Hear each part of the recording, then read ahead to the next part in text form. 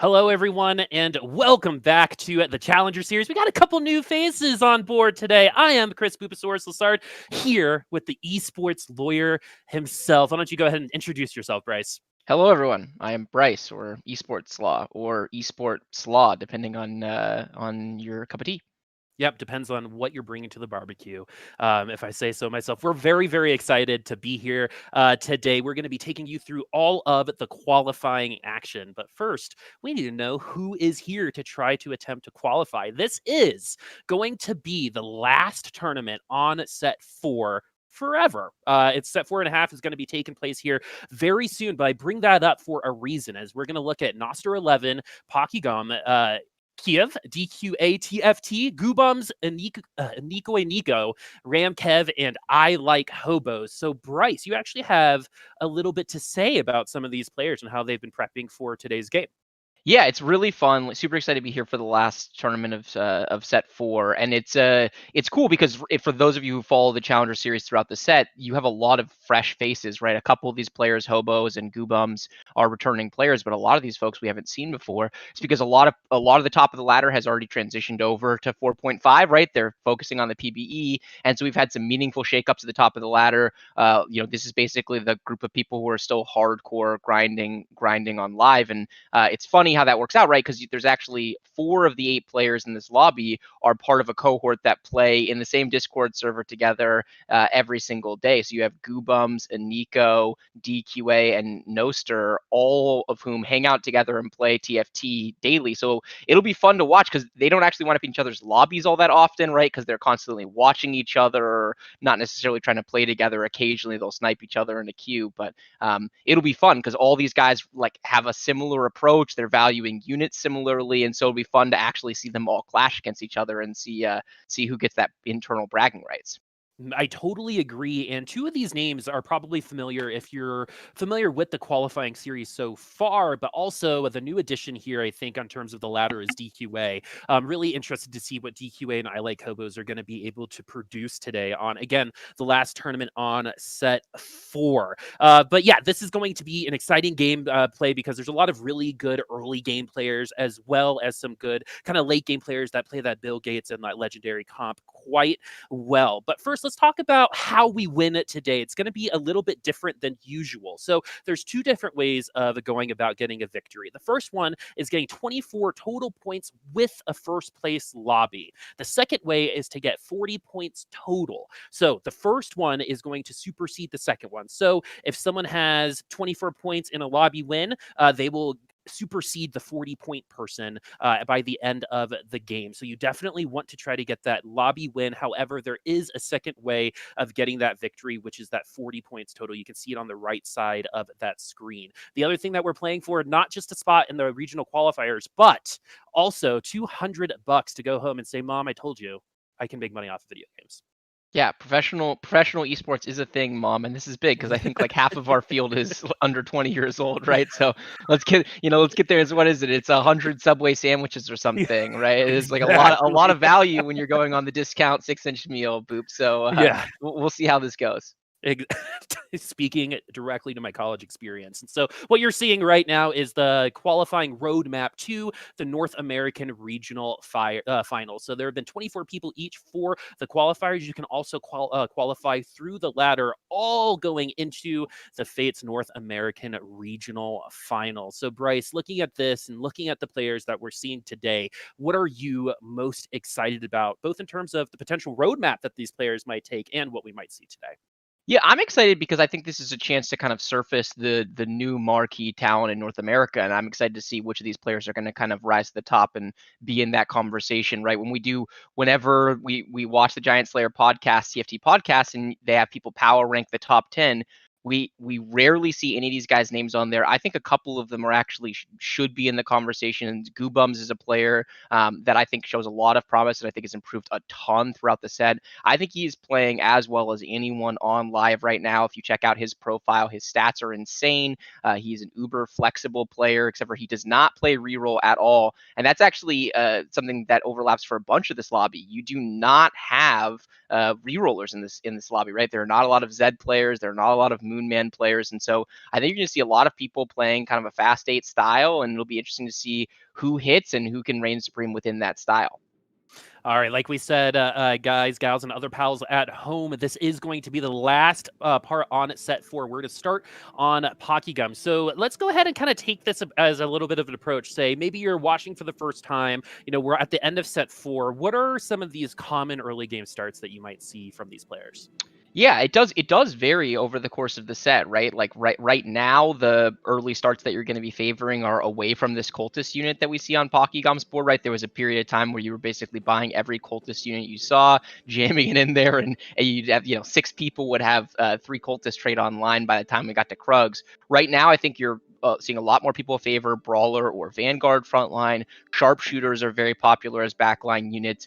Fortune start is obviously really good if you have a little bit more of a gambler's mentality. There's just so much power in getting Fortune online really early. So yeah, I think you're going to see a lot of people kind of prioritizing similar units. And then you all, of course, get into that immediate question, Boop, which is, are you playing to win early? Are you playing to lose early? Both of which are very viable strategies on the current patch.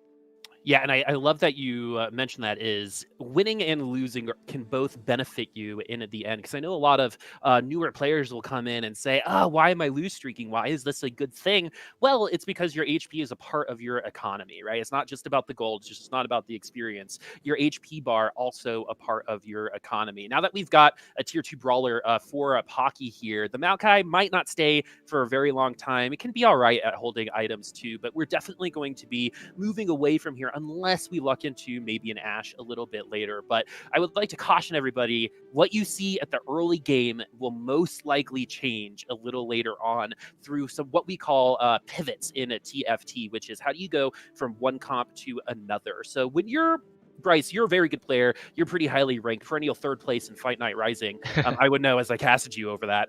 But what is your kind of mindset when you have this particular start? You've got an early tier 2 unit, a couple brawlers. What are you looking at in terms of your roadmap for the next couple rounds? So you saw him staring at that Vanguard Chosen, right, a lot. I think if he didn't already have the 2-star Maokai, he might have picked up that Wukong Chosen and played it as his frontline for a little bit. But I think he was saying, you know what, I have enough frontline. Let me figure out where to go from here. Really interesting stylistically that he's leveling here. I think there are some people who would level here. Personally, I view this as a mistake right out of the gate. He's already been offered a Chosen, so he is not guaranteed a Chosen on the next stage. He does not improve his board significantly, and he is extremely unlikely to win streak from this position. He has 2 1-star, no synergy backliners, an okay front line, as we see him get destroyed in this first fight. So, I would have looked at that start, Boop, and said, I think that this is a kind of lean into lost streak type of mode. I'm totally comfortable slamming the Hand of Justice, but because it's a good versatile item and it can help you kill some additional units. But I strongly disagree with this level right out of the gate, actually.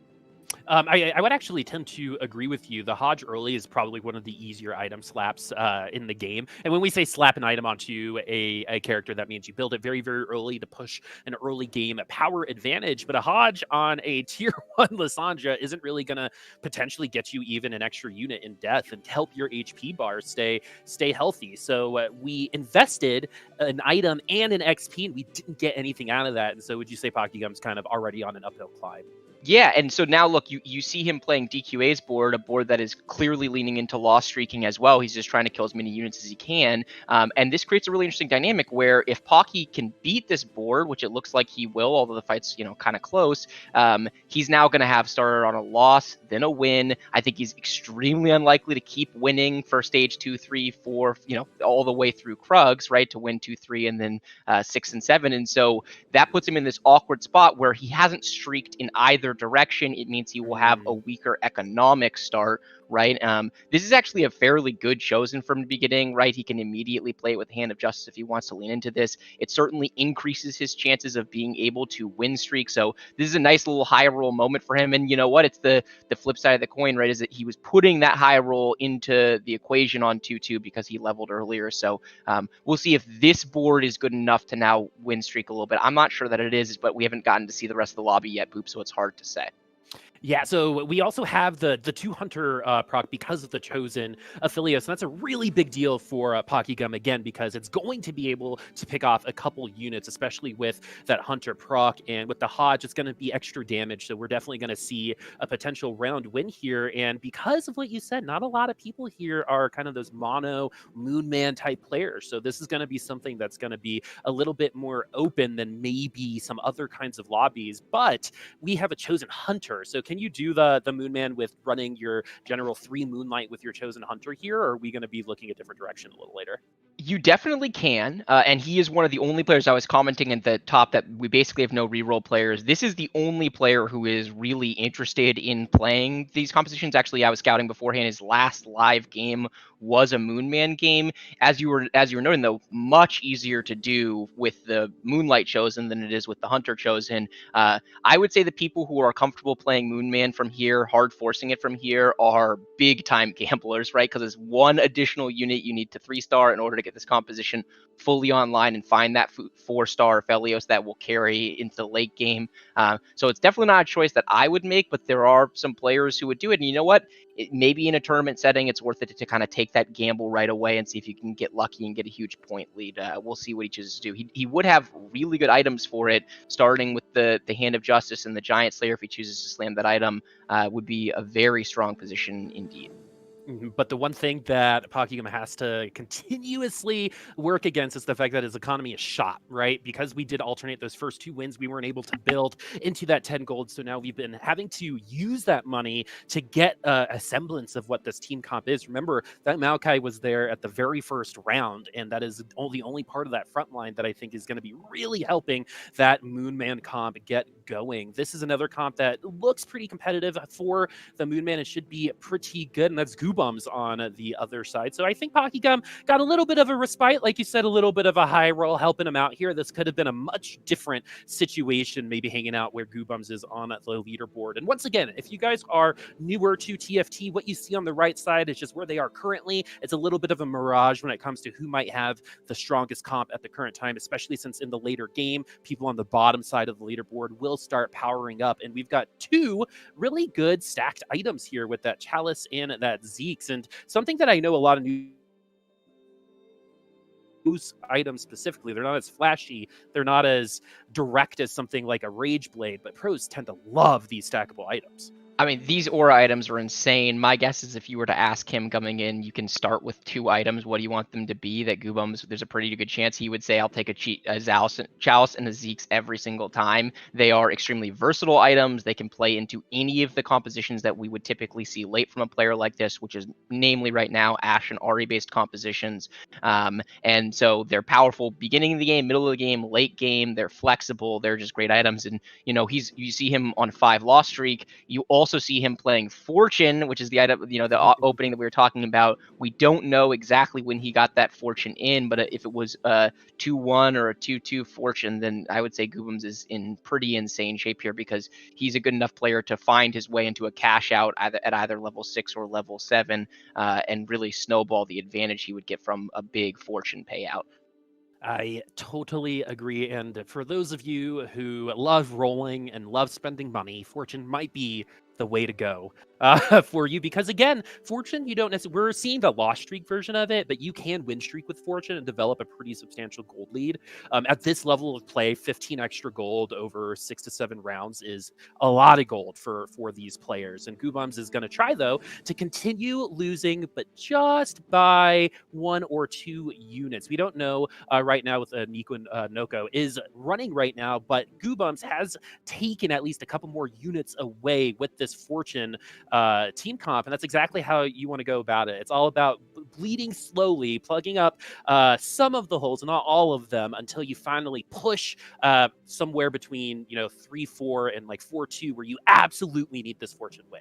Yeah, and Goobum's items are, pretty insane to be able to play what he wants later. Interesting stylistic choice to see him make the second Zeke's instead of making a Sunfire, another very versatile and strong item. It would have also given him a frontline item. I think he's not that worried about winning or losing right now, right? I think if he were to cash out his Fortune right now, great, but if he were to keep losing, I think he's very confident in his ability to put together a winning board in a few different a few rounds from now. But we see players talk about good losses a lot, Boop, and that's exactly what you're talking about right now, right? It's not just about whether you're winning or losing the round; it's about how many units you can kill in doing that to preserve your HP. So all the players in this game are playing at a level where they're really thinking critically about that, where they're saying, okay, I'm comfortable losing or I want to lose, but let me make sure I'm killing as many enemy units as I possibly can in doing that. Yeah, good loss is substantially better than a bad one. It's the difference between losing 8 to 12 HP versus 2 to 4. I mean, that's a whole round at the late game just by losing barely over the course of a couple different rounds here in the early game. And that's, I think, one of the hardest parts of TFT is understanding how your decisions now impact your decisions later. Yeah, absolutely they do, especially when you're playing in a lobby that's this competitive, right? The players should be more evenly matched in a tournament type of setting. And so, the difference between killing an extra unit or two in an early fight can be the difference in a placement or multiple placements as you go on. We talked about guubums playing this fortune style. That means he's going to be lower in HP. There's a lot of value that's sitting out there for him that's not for the other players, right? Because a single win can be a lot of gold and a lot of power. All of that being said, though, right, we're living in a world in which he still does not have a chosen. He's basically playing a synergyless board right now. We'll see if he's able to cash out here against RamKev. His board is pretty weak, but so is RamKev. So maybe this is the big payout for guubums. If not, he's still got plenty of HP to work with, albeit not in the best spot in the world. This is going to be a payout, so hold on to your butts, kids.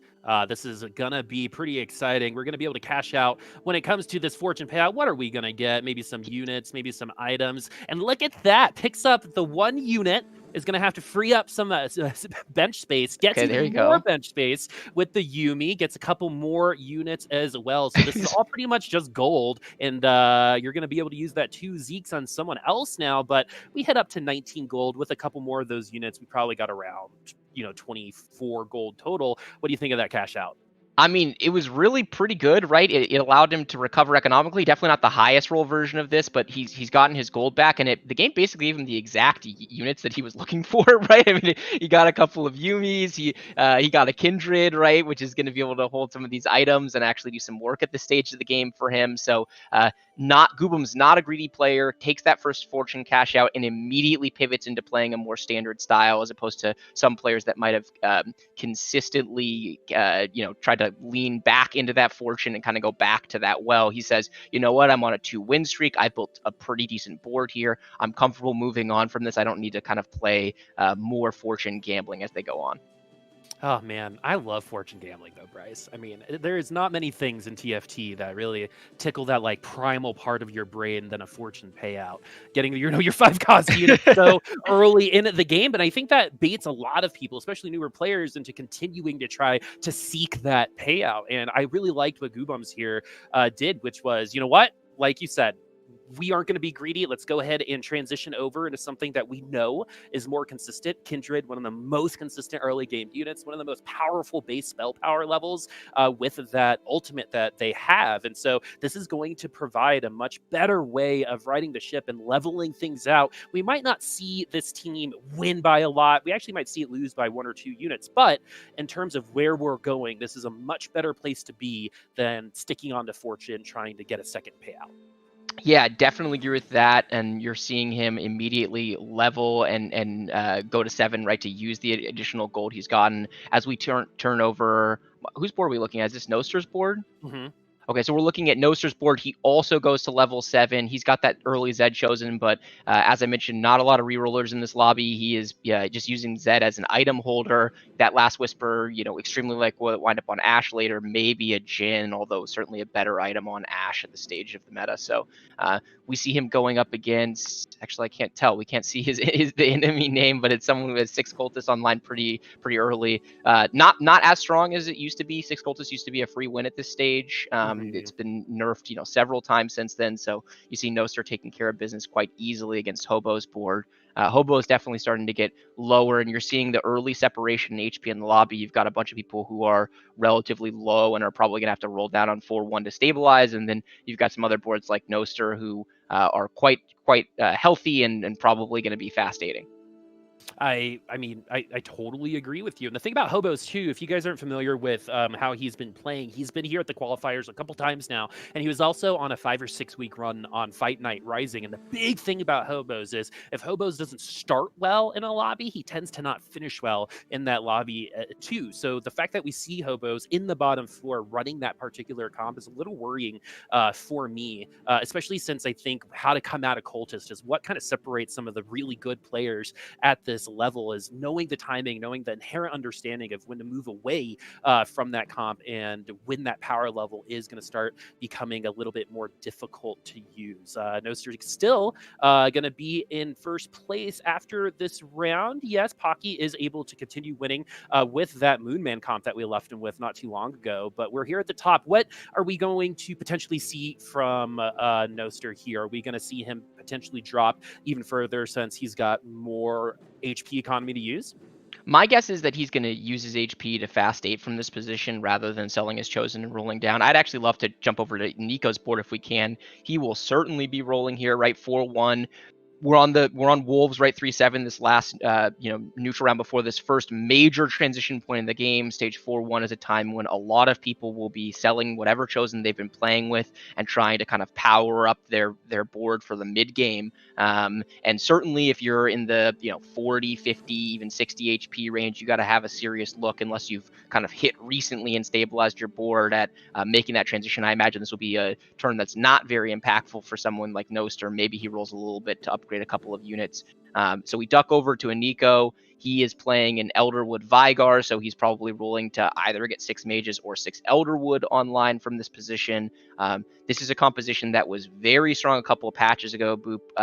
I can promise you he's not excited to be playing it right now. This is not a comp I've seen him play a lot on ladder when I was looking at his profile. So he's just trying to put together a board that can stabilize. It's worth noting he has Fortune in. We don't know how much he was playing Fortune earlier, but certainly this board does not look like a board that is commonly going to be 37 HP. So I imagine he's done some major work to his board in the last several rounds, including 4-1.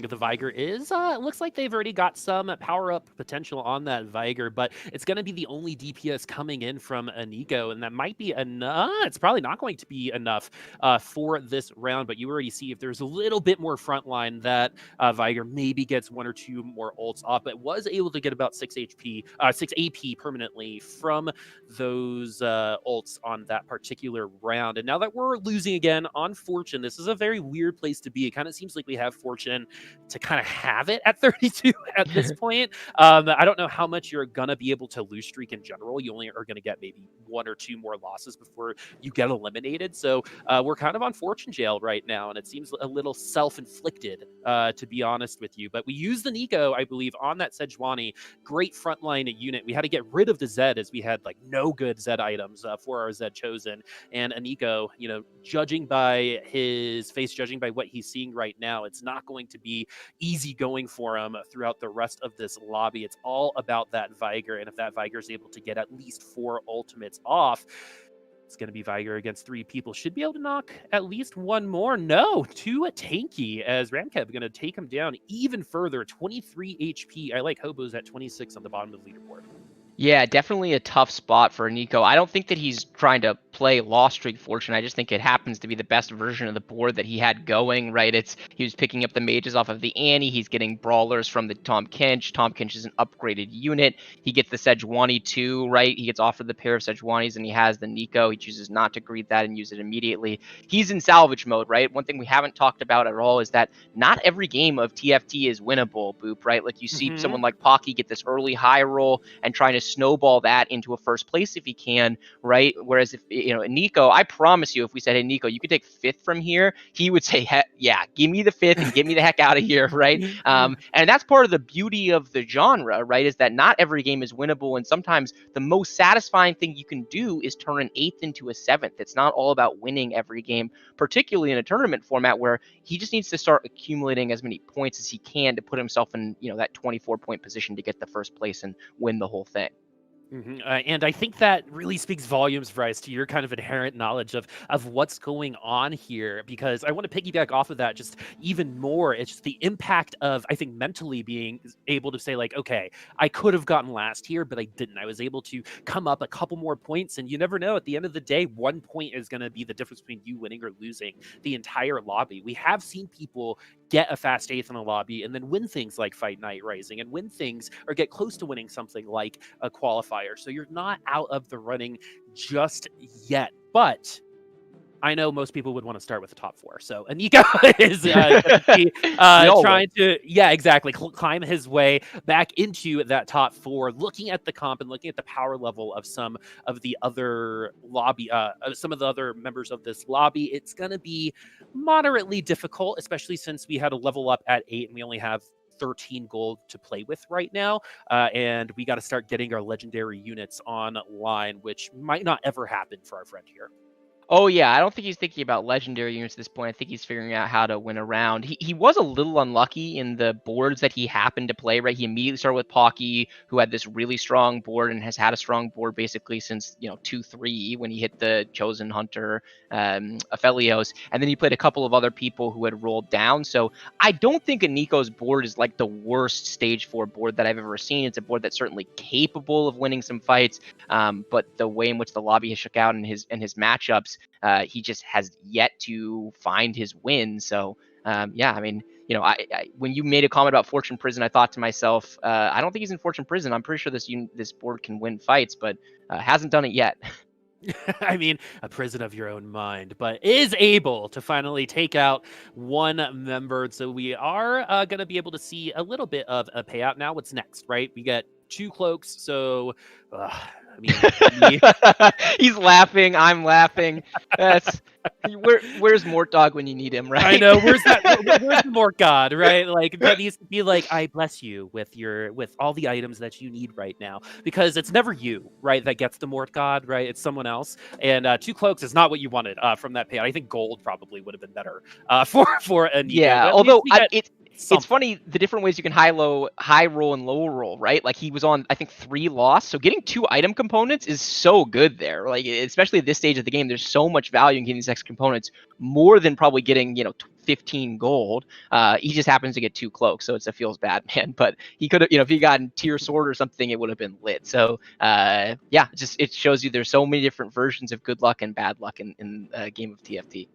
Yeah, this Viger actually is looking like it's going to pop off another victory. The Jhin not targeting the correct unit to start things off. So Kid is going to be able to get another victory to Iniko. And things are not as dire as they used to be, as ILikeHoboes, I believe, is in single digits at the bottom of the leaderboard. We should duck over to his board if we can. I'm just curious to see what he's got going on, since we haven't gotten to see it yet. You see Iniko, by the way, selling his Chosen. He's basically just saying, you know what? Like, if I keep playing this Vigar board, there is no way that I'm going to win fights in stage 4. Maybe I protect my 7th place over Hobos, but better off to see if he can find his good generic items and see if he can maybe find a high roll, Chosen Ash or something to be able to really carry his composition forward. So we see Hobos. He's got Redemption on the bench and a Spat that will almost certainly wind up as dead. There's a bunch of valuable Spats in this comp. Divine Spat is good. Elderwood Spat, obviously good, but I would be pretty surprised to see him slam a Mage Spat or a Warlord Spat.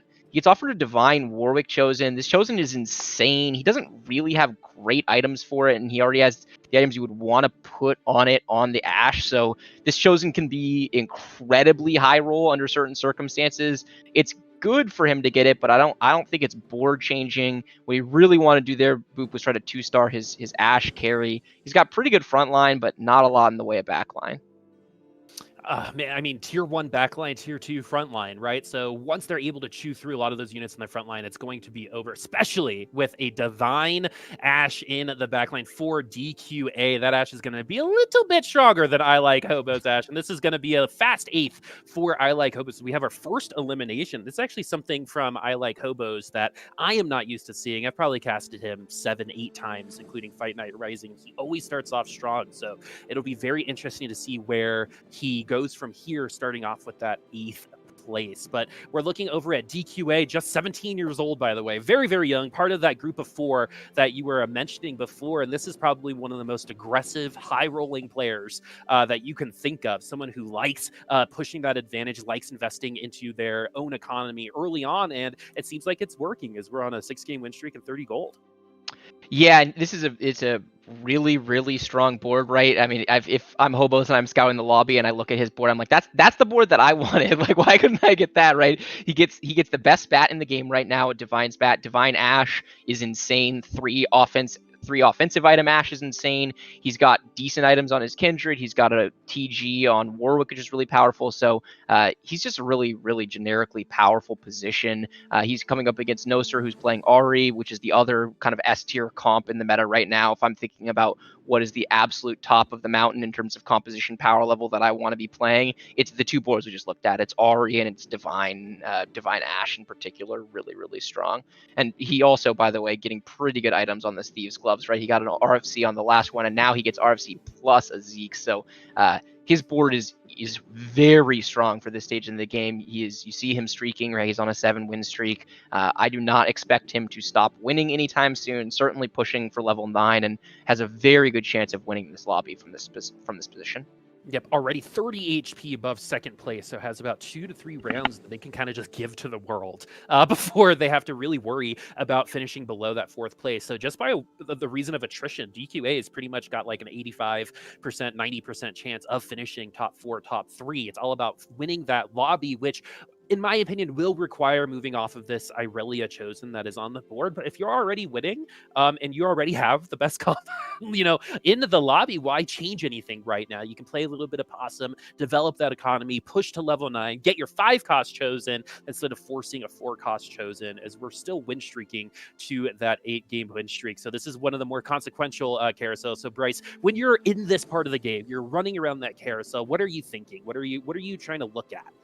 If you're DQA right now? Well, I'm thinking a lot about whether or not I'm playing for first or whether or not I'm just playing to improve position, right? And if you're playing for first, it's going to involve taking items that can have huge late game impact. You might like, let's say you have 2 items on your carry and there's an okay 3rd item. You might actually greed that 3rd item on your carry instead of taking something mediocre off of the carousel. DQA goes for a Zephyr, which is a really good late game item, right? You can absolutely swing fights with smart Zephyr positioning.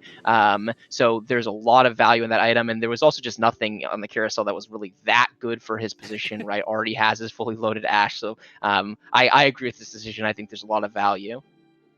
All right, we're looking over at RamKev, 35 HP. Below. Man, that is insane. That is exactly half of what DQA TFT has. Second. Yeah, at the top of the board. But from 2nd to 6th, it's very, very close. So we're like 2 to 3 rounds away from knowing exactly who our top 4 is. And both of these players are competing for that exact moment. So guubums with that pretty hefty Katarina in the back line. The QSS is going to make it so we do get that ultimate off. But is that going to be enough? The Lux isn't going to be able to take down both units. Doesn't even get to take down just one, as guubums is going to survive just barely. RamKev is going to have their win streak at 35 HP, 4 in a row, as Iniko is going to get eliminated in its 6th, Bryce. Yeah, guubums just trying to find his way into a top 4, right? You get an extra point if it's 4 points for 5th place and 6 points for 4th place. So there's a lot of value to be found if you can turn this into a top 4. Right, RamKev has a board that is very strong at this stage of the game. Extremely unlikely to win a lobby from this position, but this is a board that consistently top 4s. And you can win a lobby, right? You high roll a Katarina 3, or you get a Warlord spat on some legendaries, but he's kind of at the pinnacle of his power right now. So not shocking to see him win. It looks like he's playing DQA's Ghost. I don't think he has enough to beat this board. This board is considerably stronger than the kind of mediocre Warwick board we saw guubums running.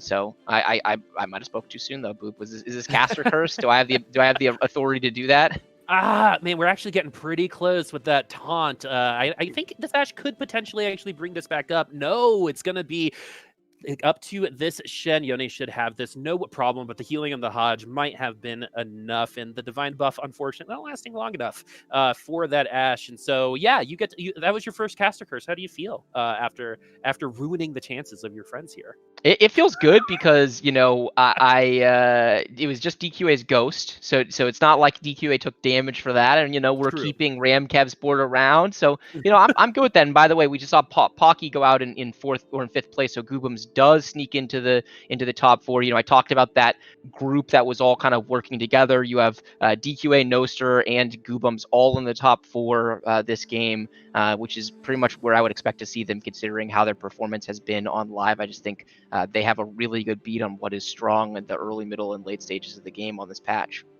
I want to piggyback off of that a little bit because I think a lot of people are like, PBE's up, blah, blah, blah, blah. But these guys have been specifically working on this particular patch for this particular tournament, right? You were hanging out with them and you got to see a lot of the inside info when it comes to their prep for this. But we are going to see potentially some of the best set 4 play that we can see based off of the kind of hyperbolic time chamber that those 4 people, 3 in the top 4 right now, were able to participate in before getting into this particular lobby. But we're getting into one shot, one kill territory right now, especially for guubums and maybe even Noster, as Noster is going to be hoping beyond belief that they're going to be able to get into potentially second place here. And this matchup against RamKev is going to be very good in terms of developing that information and seeing exactly where we are per the rest of the lobby, and we're feeling pretty good as RamKev actually falls there, as we have a couple interesting comps in the last 3 here. I think we have a 6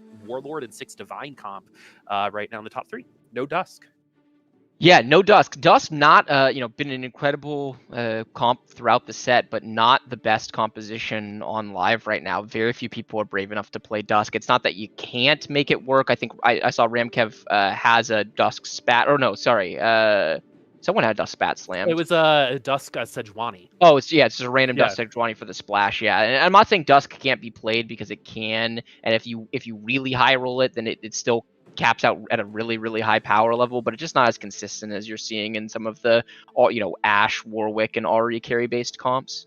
And so we're going to see this double Hodge Ahri throw that Spirit Bomb and get absolutely nothing off of the first one. No jeweled gauntlet. It's all going to be raw damage with that double Hodge, and we're going to lose because of it. We actually have our first winner as we get a double elimination here. This is looking to be a pretty good day of games, as I believe DQA wins out the lobby, and that's pretty, I think, par for the course when it comes to DQA, the type of player he is. Yeah, DQA is a player that when he is playing at his best, he can compete with anyone on the server, right? You saw him maintaining Rake 1 for an extended period of time early on when Dusk was really strong, just to kind of bring back up Dusk, because he was probably the best Dusk player on the set or on the patch, and so he was just dominating on that. He fell off after that, right? Dusk took several rounds of nerfs, and he was never able to really find his form to play at that kind of top 10 of the ladder level. But he's back. He's been there for a couple of weeks now. He certainly has a really good feel for what he's doing on this patch. And to be honest, that one was easy, right? He double kills the final 2 opponents. He has way more HP than them. He hadn't even come close to capping out his comp, right? I don't even think he'd gone level 9 yet, Booper. Maybe he had just gotten there. But he had a lot of power left to find. So he just kind of smoked the first lobby. Really, really good showing from him. I totally agree with you as we take a look at those scores. So DQA is going to start off with that 10 points. RamKev 8, 7, 6, 4, 3, 2, 1. Following after that, as our 3 out of our 4 from that group prepping for today do make it into the top 4 after this first lobby. So DQA already setting that first precedent, which is that lobby win. So once DQA potentially gets to 24 points, we might see them be that winner. Whenever you start off with that lobby win, everyone's looking up at you. So how does that kind of change your play? I know for me, if I'm kind of leading and pacing, that kind of changes the way I might look at some of these other games. Or are you kind of saying, let's first or eighth regardless? Each lobby is kind of its own little vacuum in space.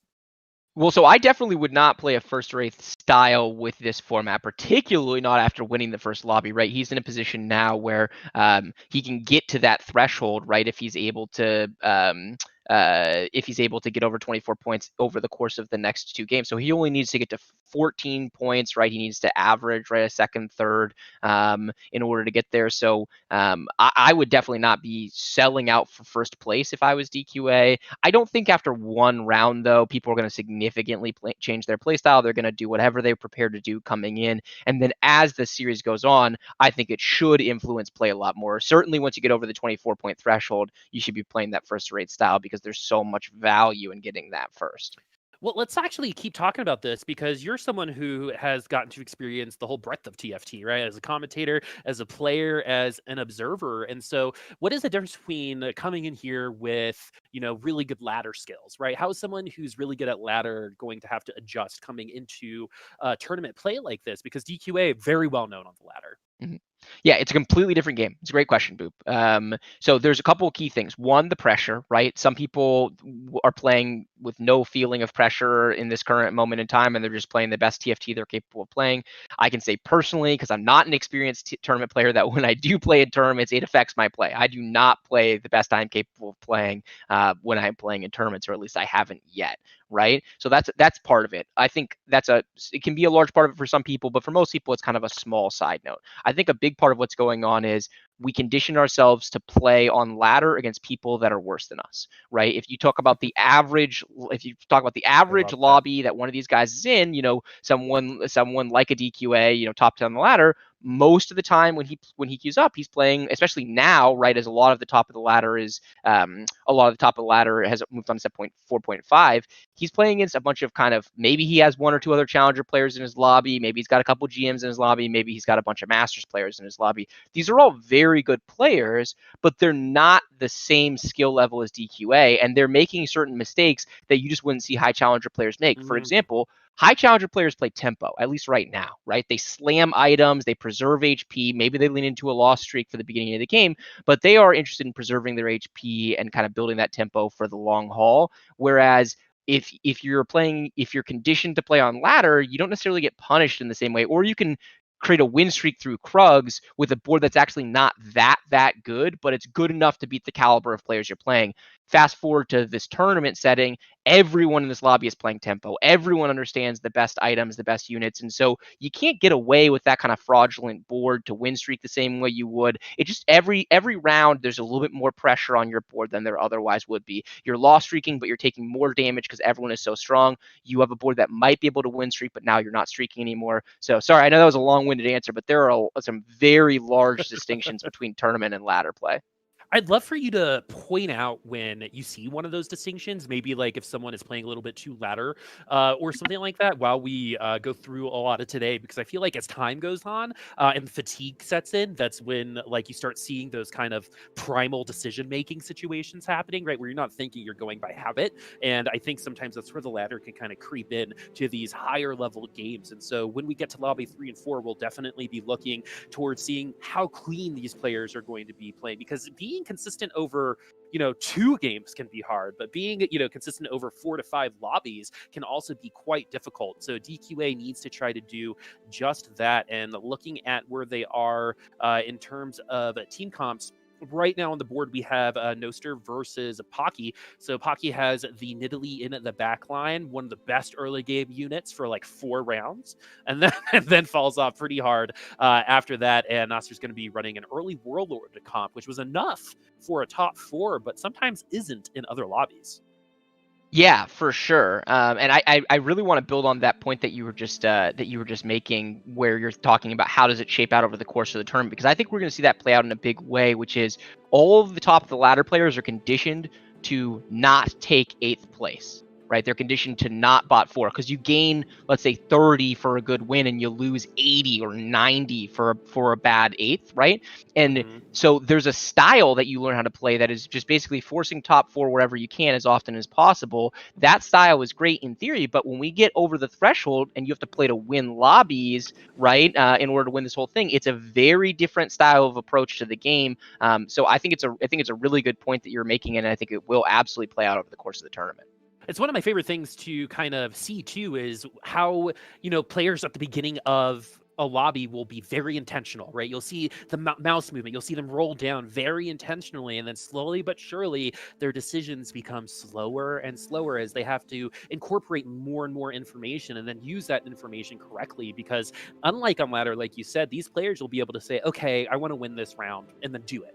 Right, it's not going to be able to, the amount of room you have to recover from mistakes as well isn't there either when it comes to these tournament scenarios. So that's definitely something that we have to think about. And just for you guys at home, the early game is very variable when it comes to TFT, and you're going to get, you know, a spattering of sharpshooters. We're seeing Moonlight chosen. It's going to be Diana. So this is the OG Goodnight Moon right now for Noster. But the early game is, you know, pretty flexible, pretty variable. But now, after this first carousel, is when we're going to start seeing things really take shape and seeing these comps really start pushing for wins. We have an item on Silas, something that you don't see every day, Bryce. Yeah, he's just making sure that he has the Moonlight buff in, right? So chosen Assassin Diana. And so he needs to make sure that he's getting a 2-star Silas as opposed to getting a 2-star Lysandra or Aphelios. I think he has an Aphelios on the board. And so he is, by placing the item, guaranteeing, because Moonlight upgrades based on the number of components on the unit, he's guaranteeing his 2-star Silas. He desperately needs frontline plus a random 2-star Silas is a much better unit than a 2-star Aphelios. So good understanding of the trait and his composition. By putting that little rod onto Silas, it makes a big difference in terms of his current board strength.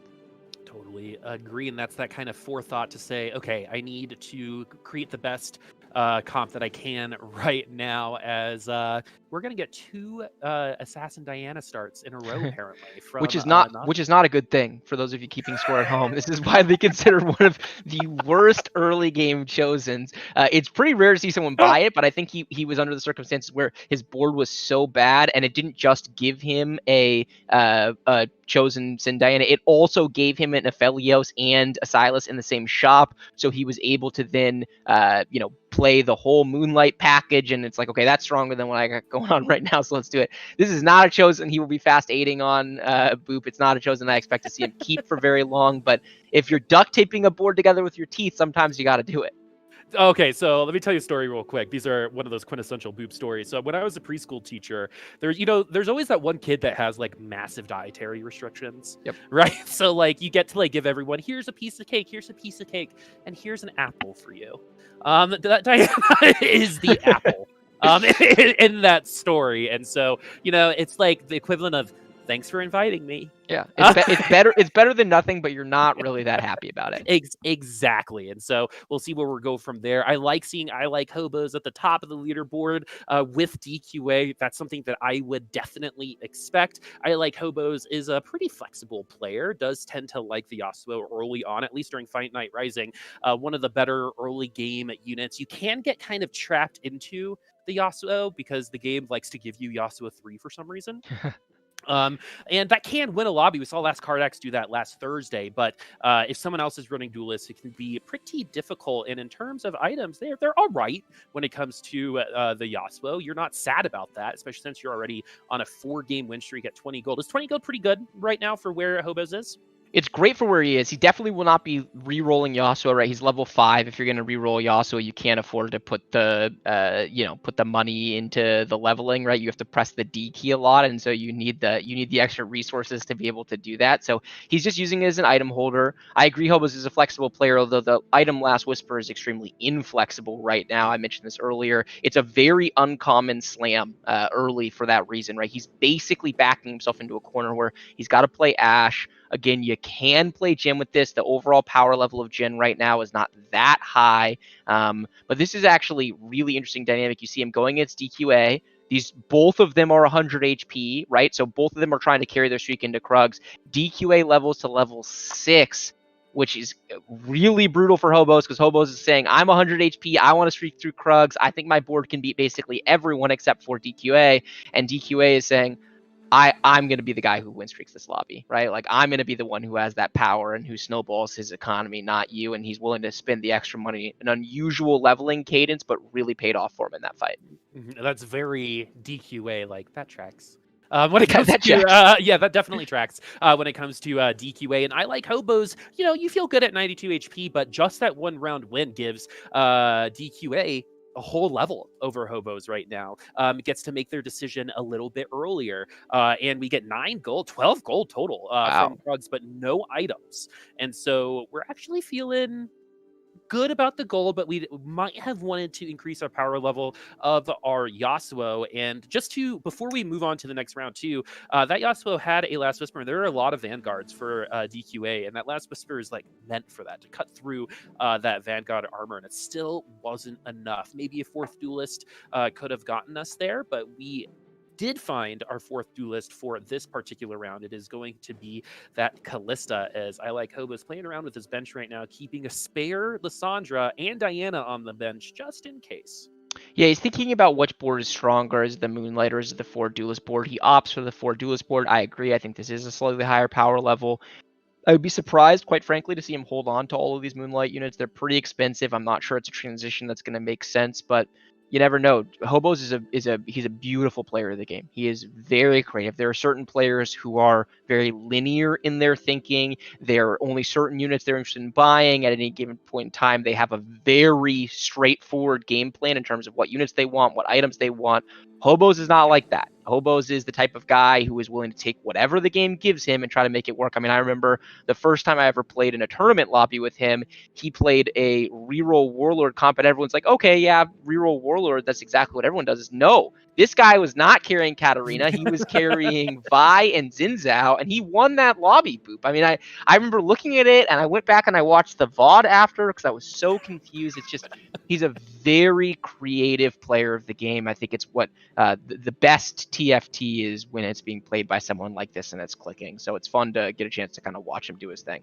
Yeah, I mean, some of the best TFT I've ever gotten to cast was when you were a part of that fight, and I'm not talking about you specifically, but I am well, definitely not talking about me specifically. That one without saying, but I appreciate the you're welcome. blow. I'm all about clarity and making sure people understand what I'm saying, you know? But anyway, it was when Numano and Hobos were interacting at the top of that leaderboard. There was a week where they beat y'all by like 15 points or something like that, and how they rolled against each other specifically, and how they both kept each other very flexible throughout the entirety of the game. Not many people can do that.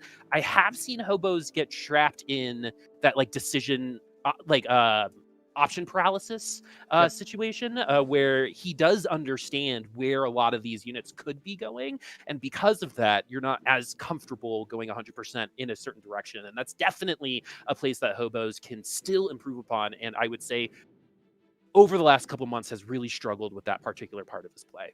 I mean, it's a great point, and to be honest with you, I think it's a natural byproduct of the style. I'm talking about the positive side of this coin, right? The beauty to his play and how creative it is.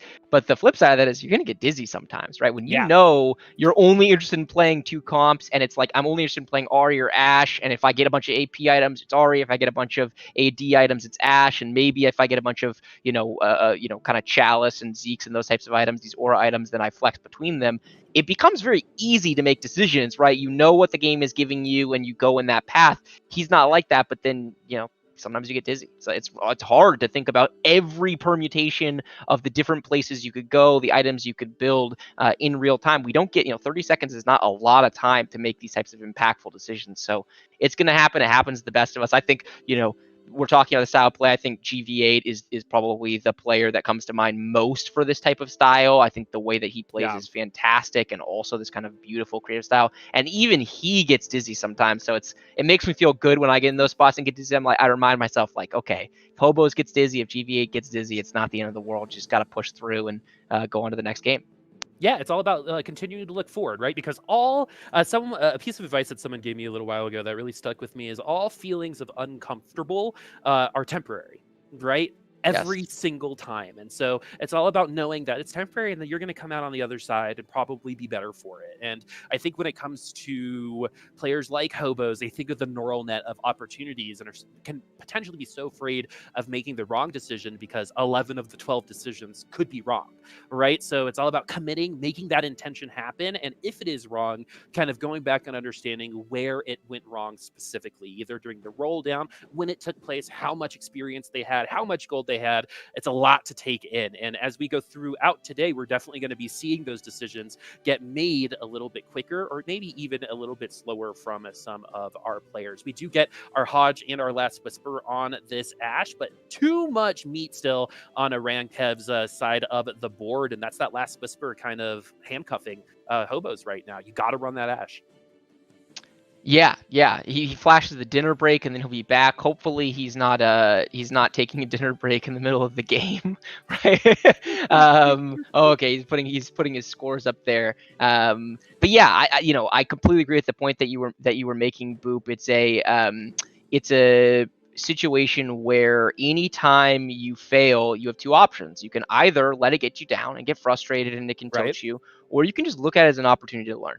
Right. And I think the best players of this game are the ones who see every mistake they make as an opportunity to learn. And that also protects your mental, which is really important in the game. So I think there's a lot of value to having that kind of approach to your play. Okay, so DQA has finally lost. It took about 9 rounds to get there, but already look at the difference in HP just from first and third. That goes to show how strong DQA's comp is, which is everyone's doing average amounts of damage, but going up against DQA, you're losing by a lot. So this lobby potentially might be a little bit faster than our last one because someone has raced out so much further in front that the bottom 4 are just potentially going to drop out of this particular lobby. But it is very close when you do look at the bottom side of this lobby. We have Noster at 50 and Niki trying to hold strong at 50. Looks like that's going to happen. Pocky going to go down very close to 50, 60 HP. So really anyone's game, but everyone's still looking up at DQA. Very, very what we expect when it comes to DQA. Most people can't stay in front the whole time, just like in any other, like if you're thinking of the Tour de France or some type of marathon runner, the pacer is usually helping more the teammate than themselves, right? But here in TFT, how does one stay ahead, right? I think that's really hard for some people to internalize, is when you're ahead, you do have to play a little bit differently if you want to stay ahead and continue win streaking. Yeah, and it totally depends on your perception of ahead, right? Sometimes staying ahead means maintaining this HP advantage, and sometimes ahead just means expected value on the power curve. So, for example, if you're DQA and you're 96 HP right here, you're unlikely to roll at level 7 unless you've got maybe a couple of really impactful pairs. You might dip a little bit and see if you can spike your board even harder. Then he'll transition his board to level 8 and see how much does he have to spend in order to go to level 9. You have two key resources in this game, and I really emphasize this for newer players. You have your HP and you have your gold, and winning a game of TFT is about optimizing the use of both of those. So sometimes you want to maintain your, you always want to keep as much HP as you can, right? That's obvious, but sometimes you're willing to spend that HP in order to put yourself into a better position to win the game or improve your placement down the road. And that's a really important mentality to have as you're figuring out what the correct decision is in a given moment. As we see Noster's board, right? These are two players that both rolled down. I will say Pocky did not get a lot stronger. Noster really did. Noster's got this chosen Katarina with close to BIS items, and then he loses. So I'm all over the caster curse today. Oh no, it happens anytime. I think Nidalee, Fiora, and Janna are like the biggest bait units when it comes to TFT. In terms of, it looks like one's gonna win, but the other one all of a sudden throws a spear out. You got the IE Jewel Gauntlets. That's gonna crit every single time. And that's actually something we haven't really talked about. I like that we're kind of like building our little pyramid of information right now. We talked about our comps. Now let's talk about what these comps are holding, which are these items. So we talked about how Last Whisper was a little bit of a handcuff for ILikeHoboes. It's gonna make it so you're less flexible, but items like IE Jeweled Gauntlet can be the same way. When you see that, I think most people think of something like Ari. Is that kind of where we're thinking right now for this particular comp? Yeah, that's exactly where my head is at with this composition, is that he is going to force Ari from this position, right? It's by far the best holder of these items. He does have this very early Kayn, which if he did not have 4 sharpshooters, I think you would see him play the Kayn and throw these items on the Kayn, because Kayn will do a lot of work, especially in early stage 4 Kayn. But because he is on the lower side of HP, he doesn't want to wait those turns, right, for Kayn to get the 3 turns to ramp up its power level and be upgraded to red or blue Kayn, which is part of the mechanic of that unit, that it gets stronger after it's participated in 3 fights. And so you're seeing him say, you know what, I need to play my absolutely strongest board right now, preserve HP, move up. And you're going to see him transition this 4 sharpshooter board into likely a Vanguard, Mystic, Ahri carry. There's just not a lot of other places you can go from here. And this should be better than the last time we saw the Ahri carry, which was the double Hodge, which again can be interesting. I like saying that those things are good in the lab, but in terms of practice, not going to be the consistency that you want from an IE Jeweled Gauntlet, which is damage that you know is guaranteed versus damage that may or may not win you a round. While that might be fun for us as a viewer, as a player, that stress can definitely take its toll. I love the ZZ Rot on the Vi in the front line, especially since Vi at this point in the game can be so strong. And with that ZZ Rot, no ult though, so that armor shred is not going to be there. So all of the benefits of what that could have been are not there anymore, as ILikeHoboes still only with the 1 Ashe, but that Ashe is going to be enough right now and take down Pocky, as things are starting to tighten up here a little bit, even on the top side of the leaderboard. DQA still leading the pack though. Yeah, that Ashe though. It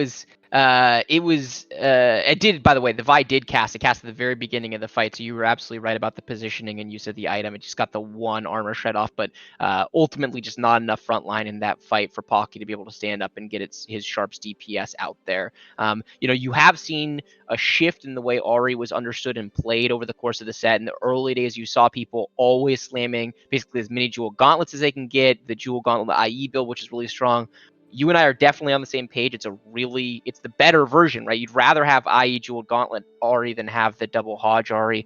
That being said, there's been a shift towards slamming some of these aura items and other stronger early game items. It's pretty hard to make use of the double crit item early. This is about as good as you can possibly ask for, right? He's got the 4 sharp board. He's got a really strong holder of these items. So he's managed to put himself in an okay position from an HP to gold perspective, where he's going to be able to get to level 8 and roll down for this Ahri and still, have a chance to make that transition. But oftentimes you slam these kind of early Ahri items and you wind up struggling to actually ever get the Ahri online. It's a very common happening.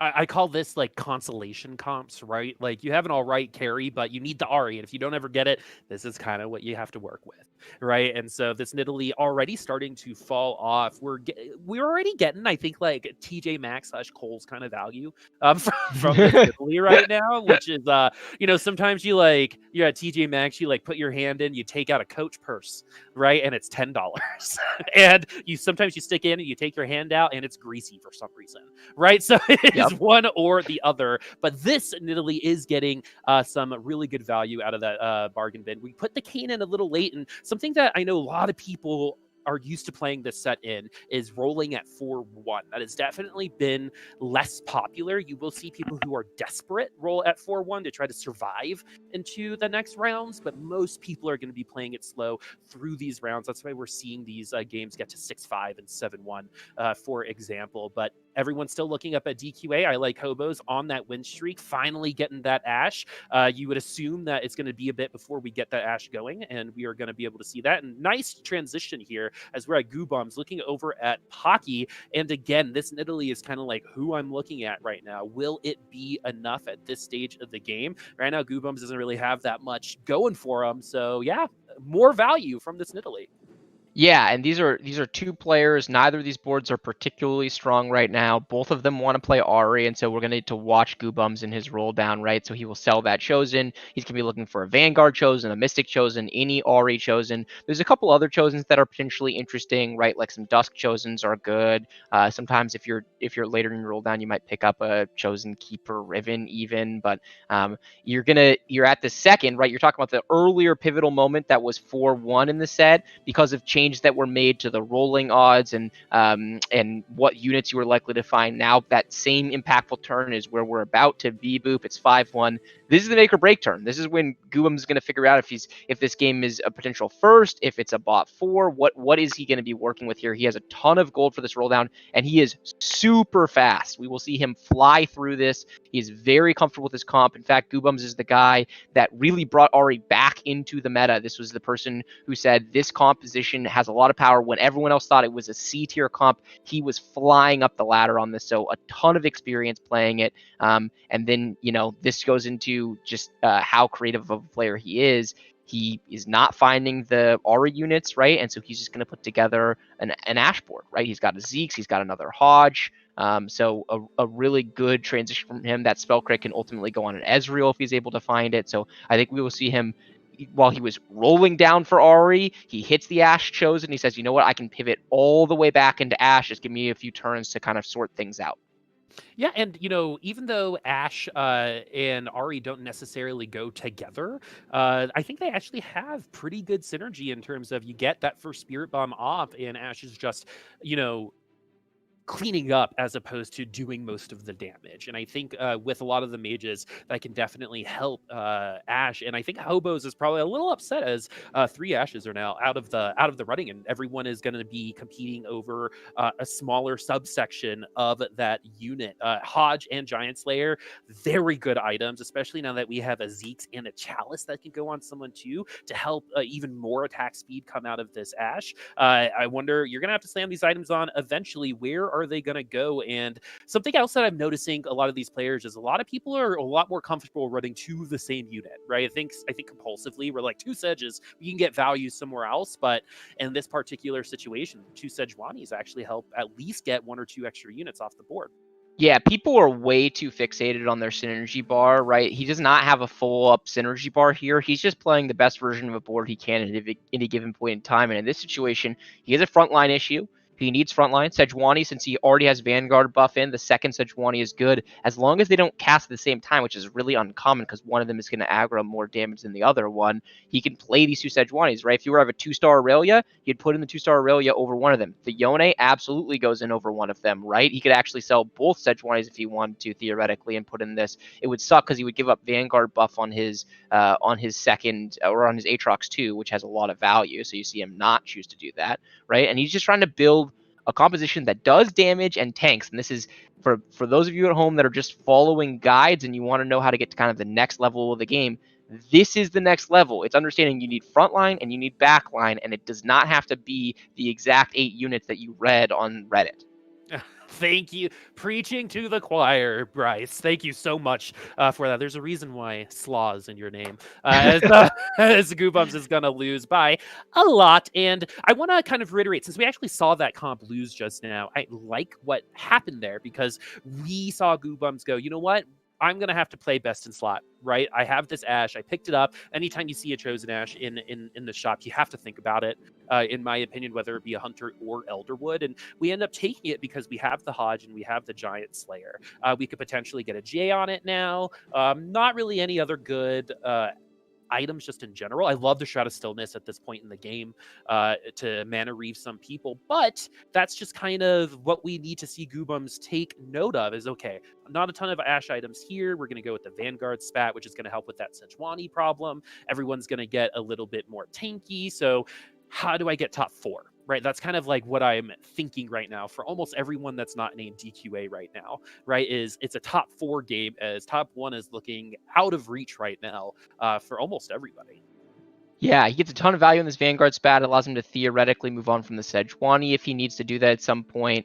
He has the Aurelia 2 with it as well, right? So this gives him Mystic and an extra tick of the Adept. So really good pickup from guubums. I think a lot of people would just grab the generically powerful Guardian Angel, but I think this was absolutely correct. And yeah, like you said, this is a lot of people playing for top 4. He's even thinking about slamming a generic bow on Ashe. You saw him scout, by the way, and see the Katarina on the right side, and so he moves back, and now he's realizing that Noster has actually swapped sides, so really brutal positioning. This Katarina, if it moves over, if the Ashe moves up, is going to shred his backline and will easily eliminate guubums here. So this is a positioning diff, Boop. If he's on the other side with his backline carries, I think he probably wins this fight. So tough 6th place for guubums.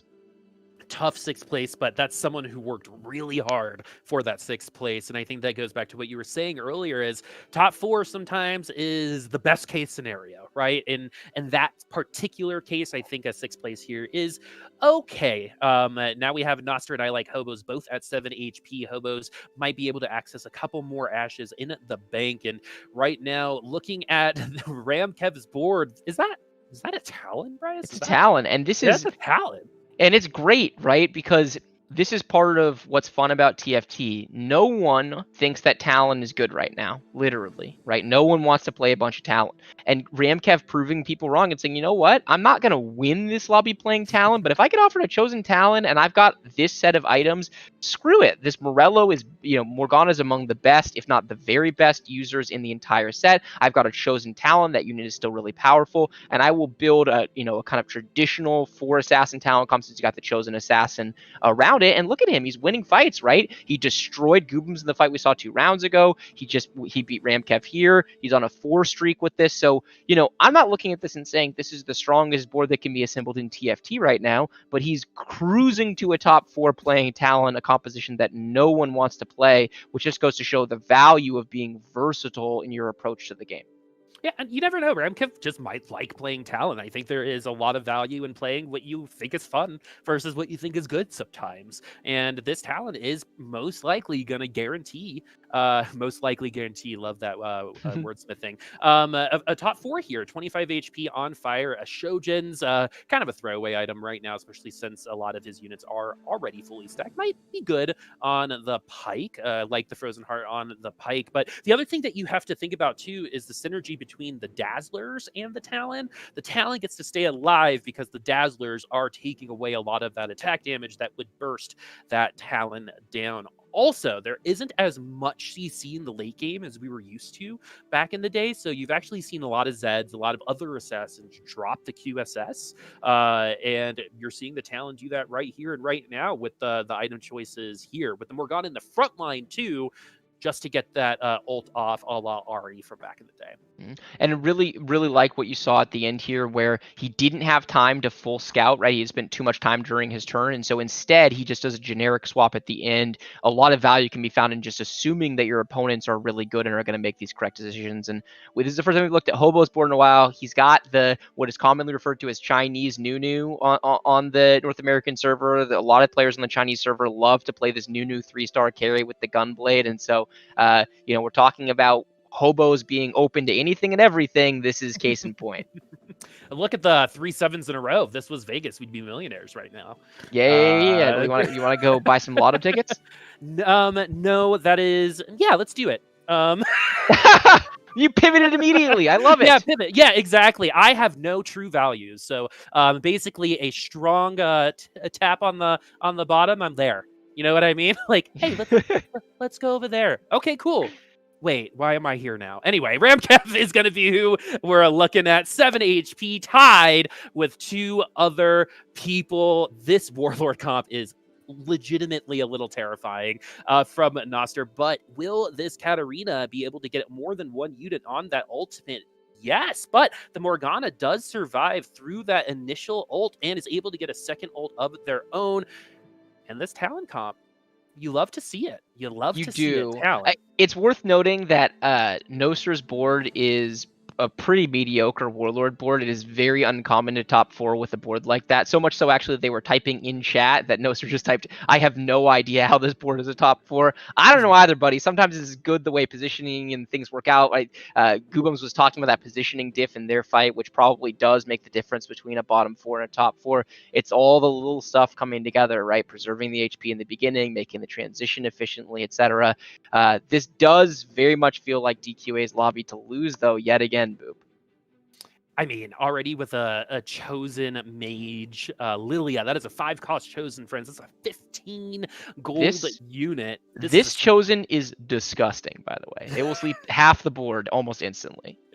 And it's going to be able to get 2 of those ults off and has that mana at the ready. And look at how much damage is not happening. Those are pretty much 4 better Zephyrs, right? Because you can do damage during it, but you have to get there. You have to get the damage in their face. And right now, his whole team is asleep. They're asleep on the job. And the Ash one in the back line is looking like it could be enough. But no, that Lilia is going to make some people go to sleep, but that's about it. As DQA is going to fall. A lot of hype and not a lot of production from that Lilia, Bryce. Yeah, I think that the problem with DQA's comp, he has disgusting chosen, but he's still rocking an Ash 1 carry, right? And so he really needs this Ash to be 2-star. He needs to have some consistent source of damage. So I think this whole thing is really going to come down to, can he hit it? And that he will sell off all of his units, right? He's playing a whole bunch of 1-star units in order to try to find this, because this is probably the last fight. I guess he's 19 HP, arguably has 2 lives, and the Yone 2 is a really big hit, so I could see him holding off on this. Meanwhile, RamKev high rolls a Yone 2 at level 8. That always feels bad, by the way. When you're the level 9 guy rolling on this Yone pair and the level 8 guy gets it done first, it just feels so bad. But yeah, I think we're going to see a really similar result here, unless he gets lucky and is able to, I mean, maybe he can Zephyr the Talon.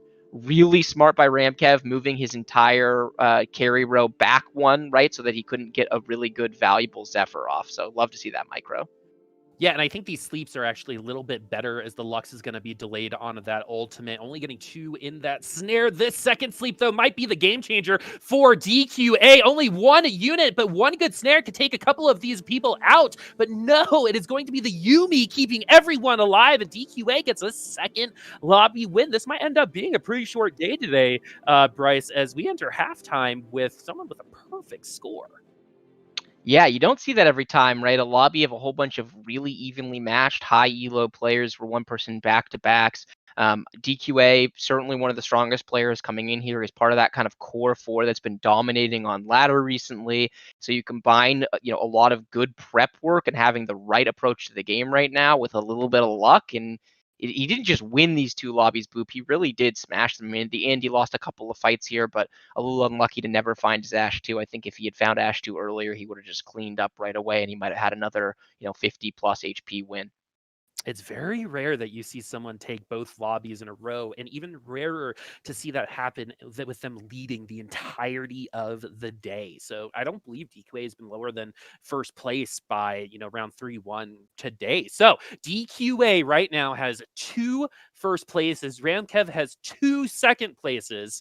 And then Noster, Guubums, ILikeHoboes, PockyGom, Kiev, and inikoiniko is going to follow things out. Man, that is quite the tongue twister there at the bottom of that leaderboard. But before we go to break, Bryce, any takeaways here? Yeah, I'm not shocked by the results, right? I mean, Nico was part of that kind of 4 that it was prepping together, but he hadn't been doing that well on the ladder recently, so I wasn't expecting him to do quite as well as the others. I'm a little surprised by the consistency that you have the same 1-2 finish, but 2 games, relatively small sample size. This is pretty much what we'd expect. The comps that we think are good coming in are good. Then it's one of the beautiful things about being the last tournament of the set. It's hard to surprise people, right? Everyone's kind of figured it out by now, just who can play the best straight up team fight tactics. And so far, it's been DQA. I totally agree with you, Bryce. It's been an absolute pleasure this first half with DQA getting first place both times. We still have a lot more lobbies to go. Will DQA be able to qualify for the regional? We'll find out after the break.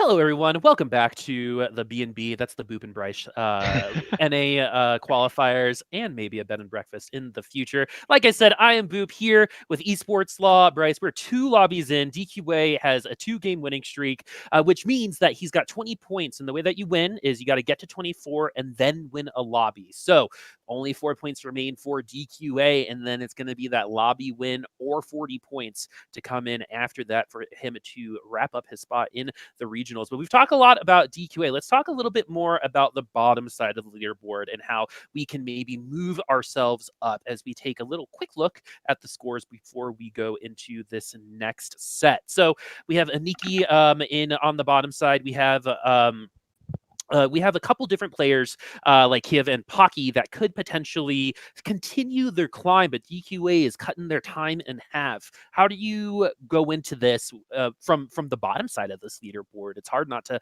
look at the mountain to climb. Yeah, if you're Nico or Kyivix or Pocky, the nice thing is that the format is to your benefit, right? Standard format, 4 games, highest number of points. You basically are mathematically eliminated from winning the whole thing at least. But because of this format is you have to get to a certain threshold and then get a first place or get to an obscene, 40 points, right? It's a lot of additional games to get there.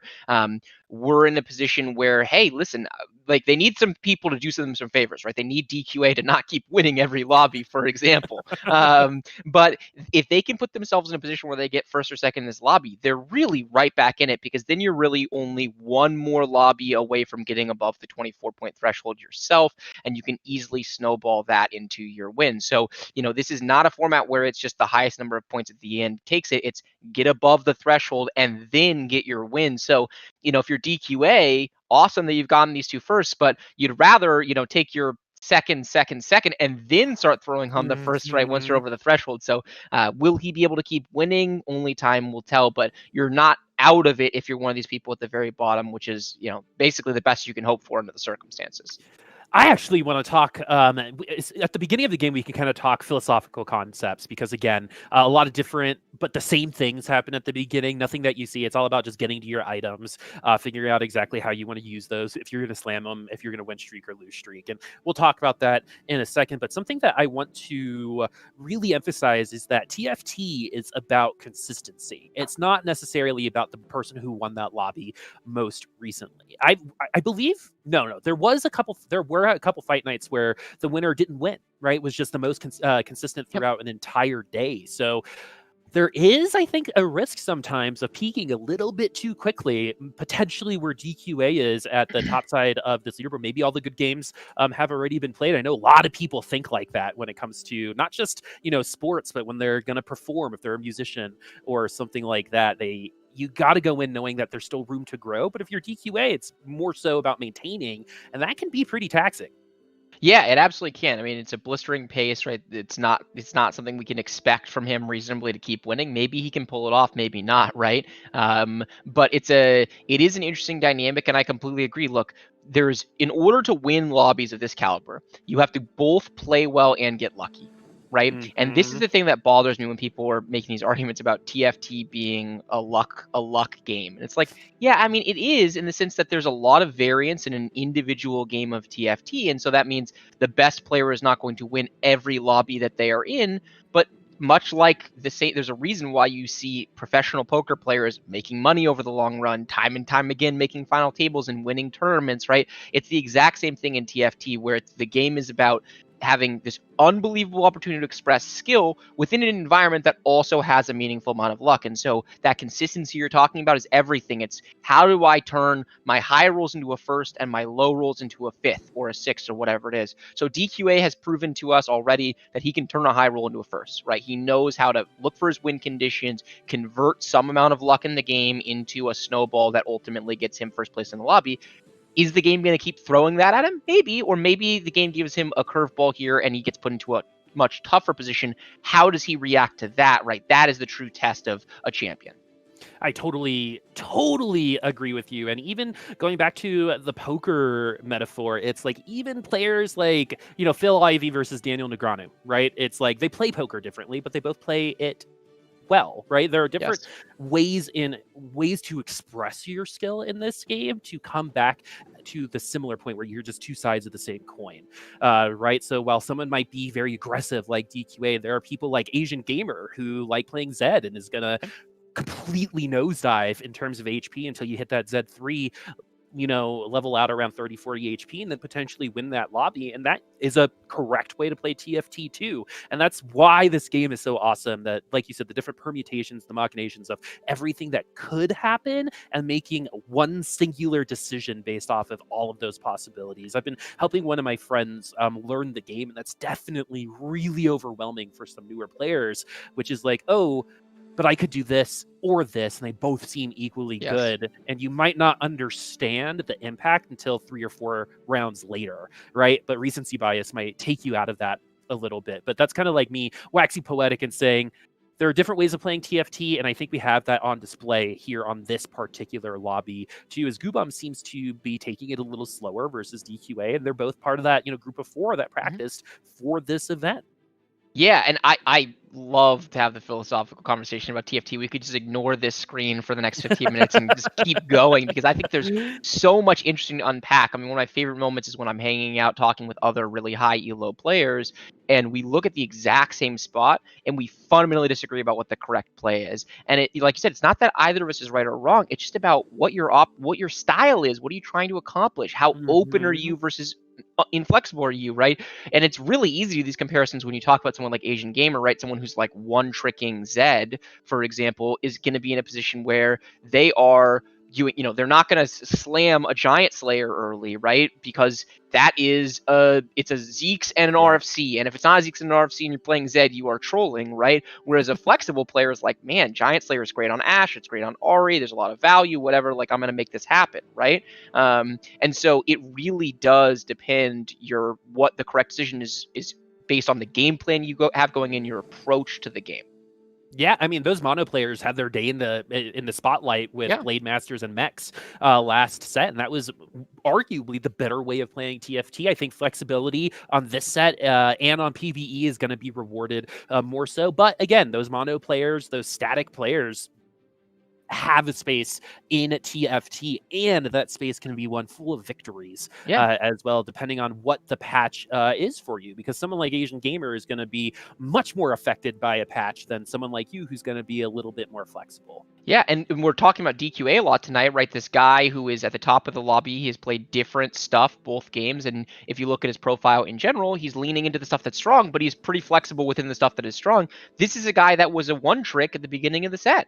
He played 20 out of 20, 50 out of 50, 100 out of 100 Dusk games to become rank 1 in North America when Dusk was broken. And then as the set has gone on and become a little bit more balanced, he has had to adjust his playstyle, and it's really clicking for him right now. So it's cool to see someone who was a one trick now transition into a more flexible style and find success in that. And just goes to show you that, any given player, any given patch can find the right rhythm that really works.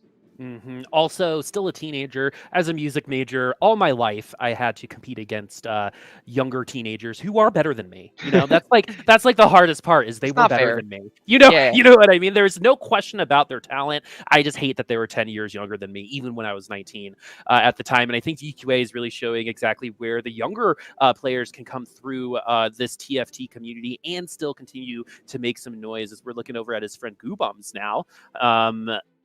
Now just kind of figuring out exactly how funny that is to say.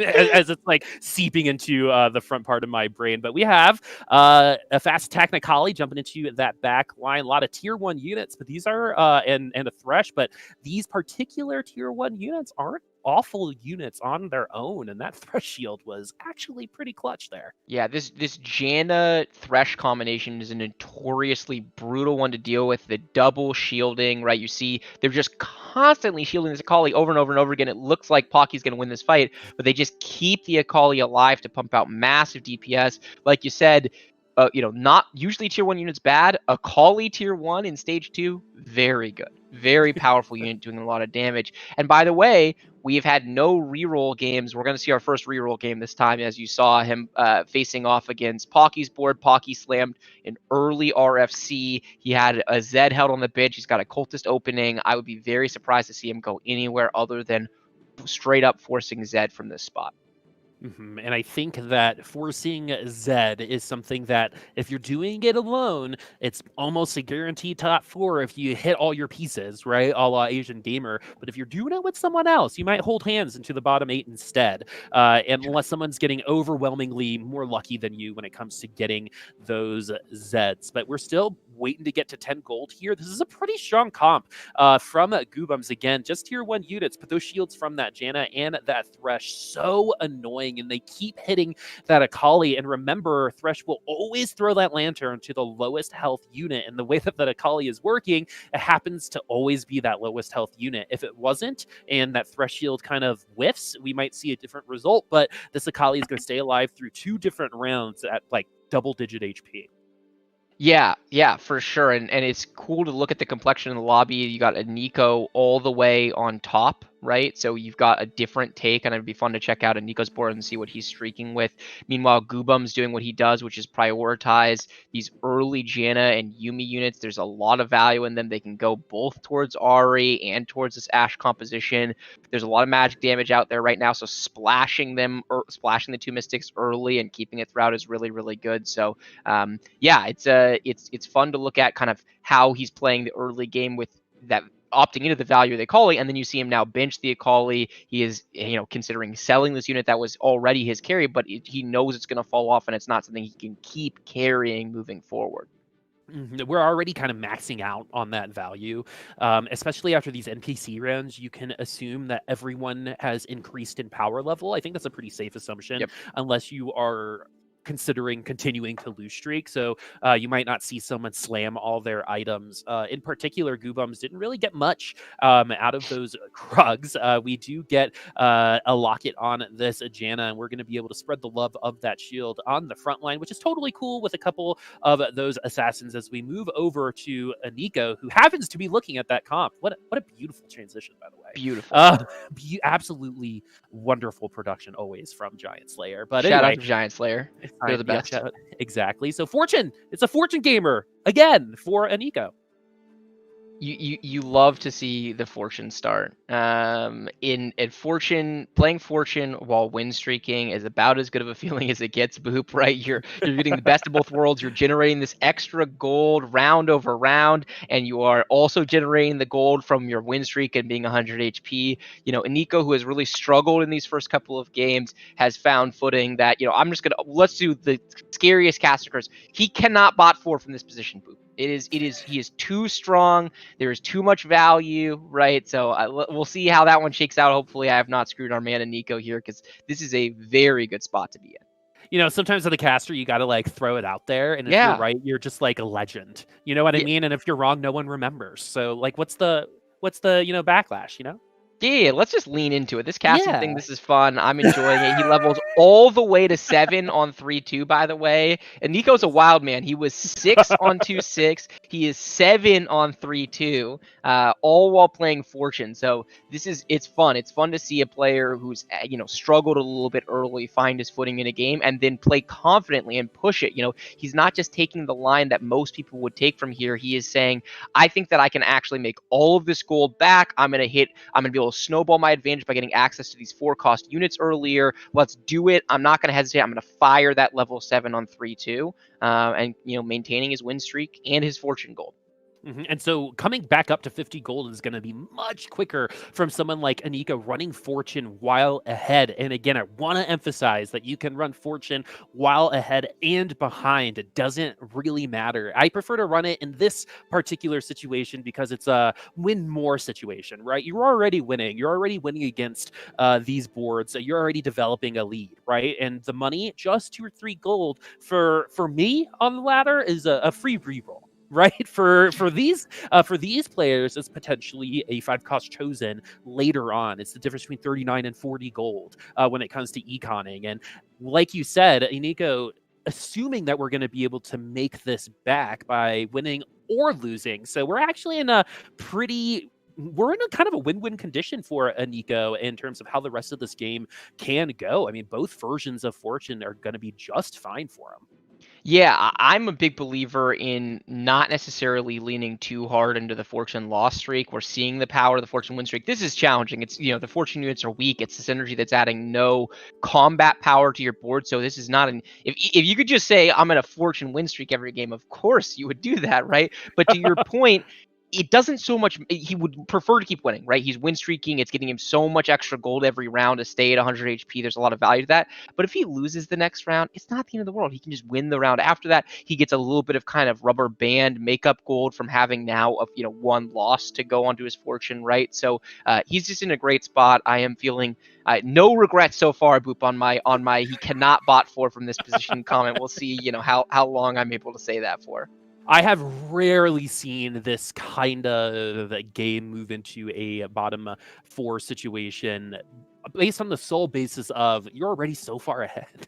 Right? You're already 26 HP ahead of 4th place, and that's just a lot of breathing room if you're an eco that other people don't quite have. We actually saw DQA really use that kind of space that was developed in the early game later on to really match up in terms of momentum, and an eco is going to be able to choose exactly when and where we find potentially this next win. It's going to be all about when we come off of the fortune, right? Because you don't want to, you know, I was talking about this before we started casting, but one of the best pieces of advice I ever got was don't ever build relationships with your units, right? And I think fortune are the ones that I'm like, I love you, Annie. Please don't leave. I want you here forever. And you end up dying in fortune jail. So it's all about how you come out of it. It's, I think, easy to get into fortune. Coming out of it is one of those, you know, great versus good player situations. Yes, totally agree. Fortune prison is a real thing, and the trick is to understand your board strength relative to the lobby well enough to know if you can cash out with fortune on the board. And if you can't, and you can't make your board strong enough to do it, you need to cut bait and get the heck out of there before it destroys your entire game, right? You see lots of good players get baited and wind up taking an 8th place because of it. Luckily for Nico, I think there's basically no risk of that. You know, he's win streaking with fortune. He's got a pretty good board with the 4 spear. He's got a kindred pair and good items on it. So if he gets one more kindred, my guess is he's going to be playing fortune through stage 4 and maybe even fast 9ing, although that's a pretty uncommon strategy on this. I would actually love to duck over to Hobo's board if we can. You know, Pocky getting ready for his Zed roll down clearly. Hobo's is playing Bonky Kong. What year is it? Yeah, right. You're people don't get to see your face. I got your face. I had the exact same reaction because in the last fight when he was scouting, I was like, wait, Hobo's is 5? And then I looked on his board and I was like, wait, is Hobo's rerolling Bonky Kong right now? Is that happening? It is happening, Boop. What's your thought on this comp? Oh, I love Bonky Kong. So the story of Bonky Kong, if you guys weren't here at like beta of set 4, this was the comp. Right. And it was so funny because you would run the RFC, the Rage Blade, and just like, again, bonk people's heads, get those stuns in. And it was a good amount of damage. But right now with 4 Vanguards, it was probably doing all right, you know, about 4 or 5 rounds ago. But now without the RFC, that Bonky Kong isn't going to be able to steal any princesses anytime soon. It's going to be more of a Tower of London situation, I think, for our Wukong. History joke. How about that, guys? I loved the history joke. I like that you and I are leaning into our age, Boop. It's really good. I would also love to duck over to DQA's board since this is the first time we've had to see him play a game from behind. I'm really curious to see how it goes. Right, we know what Booper's going to do from, or what Hobo's is going to do from here. Right, he's going to 3-star his monkey. He's going to build out and, you know, get 4 of the divine trait, maybe get some mystics in there, etc. But DQA, who has been playing as a front runner, right? We've seen it, like you said, we've seen him do this. We know he's capable of front running lobbies. I'm curious to see what he's able to do from behind, right? He's likely at 47 HP in a rolling on 4-1 situation, and let's see how far he has to dip in order to stabilize, if we can get there. For now, I guess we're going to stay. Oh, we're moving over. Okay, so we see him getting ready to roll down. He is looking for any chosen that's going to stabilize his board. Jinx Sharpshooter is one that can do it, particularly since he already has the sharps on the board. He can play a standard Sharpshooter comp from here. Sharps are not a great comp right now, Boop, but they are capable of stabilizing, and they can, with the right set of items, be effective. So we'll see. Also, I just saw someone get Xin Zhao 3, I think. What board was that? There's that Wukong 3 as well from Hobos. Oh, that's another thing about casting TFT. If we're watching someone, they will not 3-star their unit. The second we leave, they will. So that is one thing to always keep in mind. If you want them to 3-star their unit, we move profiles. But DQA, like you said, is running something that's not necessarily mega strong at this point in time. It is going, I mean, like 2 to 3 round wins is enough for someone like DQA right now in terms of stabilizing, because that's all I think this Jinx is really going to get out of it. So we're going to hit sharpshooters, and we're going to transition potentially into something like Dusk because we have the vein on the field already. We're holding items, so we're probably going to sell that at some point. We've got a couple brawlers, but these are all placeholder units right now, maybe other than the Jin that is going to finish on this comp. I mean, there's not really a ton of direction. We're set, only 8 XP into level 7. We're at 34 gold, so it looks like we're kind of running the general DQA running from ahead, but unfortunately for him, we were behind the whole time. Yeah, I think you actually might see him get stuck on sharps here, because there's a reality of the situation, which is that his items are just not that good for anything else, right? Like the ZZ Rod is very good in sharps and not very good anywhere else. The Sunfire is very good in sharps. It's fine in Dusk. You throw it on Riven, right? But it's not like he's got like great Jin items or anything. So he might actually get stuck on sharps, which is not where you want to be. But again, it's not every game is winnable, right, Boop? So if sticking on sharps is gonna net him a 6th or a 4th or a 5th or whatever it winds up being, that's not bad. So was it Kyivix who had the Xin Zhao 3? I would love to look at that board if we can see what's going on. Yeah, okay. Oh, it's Noster. Okay. Telling everyone to stay free. I respect that. Anytime you get a chance to randomly 3-star a Xin Zhao on 4-1 and tell your opponents to stay free, I am for that. I think trash talk is just nothing but good for the TFT community. What's your take on trash talk, Boop? Are you for it? I love it, dude. I think esports could use more trash talk in general, right? I already said you were bad today. So, I mean, that's true. Like on stream in front of everybody. So, like, I'm totally down with it, man. You should have heard last Cardex calling people out on last night's fight night. It was just like, these guys think that I was free, but really they were the free ones, and blah, blah, blah. And I was like, you know what? We need more of this. I like this. I like you. Because, it's all good fun, man. It's still sports. Yeah, and it's really fun. I don't know if you're following what's going on in chat right now, but they're arguing about who is actually the originator of this comp. Nico is claiming that Noster is stealing the tech. Noster is claiming that Nico stole the tech from him and that he's just taking it back. So yeah, I love it. I love to see unusual boards doing well in tournaments. It's just super fun. It's what this game is all about, right? We know what's good, but there are these outlier cases which you don't go into a game saying I'm gonna play Xin Zhao 3 or even say I'm gonna play Warlords, right? Because it's just not an A tier or S tier comp. But sometimes the conditions are right for it. It's what the game is giving you, and you just say screw it. This is what I'm going for this game, and let's see what we can make happen. We talked about Hobos winning a fight night lobby earlier with Xin Zhao carry. Maybe we see Noster do the same thing here. Mm-hmm. I saw just 2 weeks ago a player named Ali get second on a Spirit Teemo comp.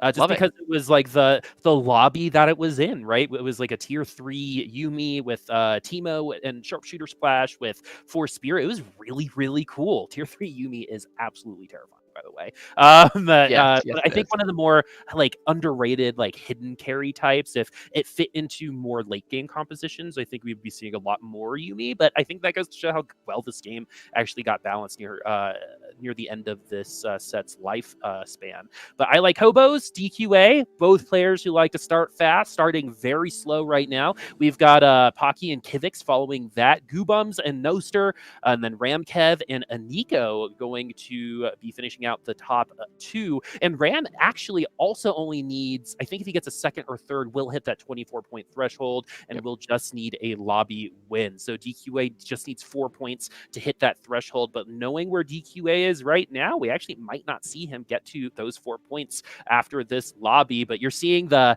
magic, the fun and interactiveness of Xin Zhao 3 with those 2 Hodges. The Zet, though, because of the overtime buff or debuff on healing, is actually going to take him down.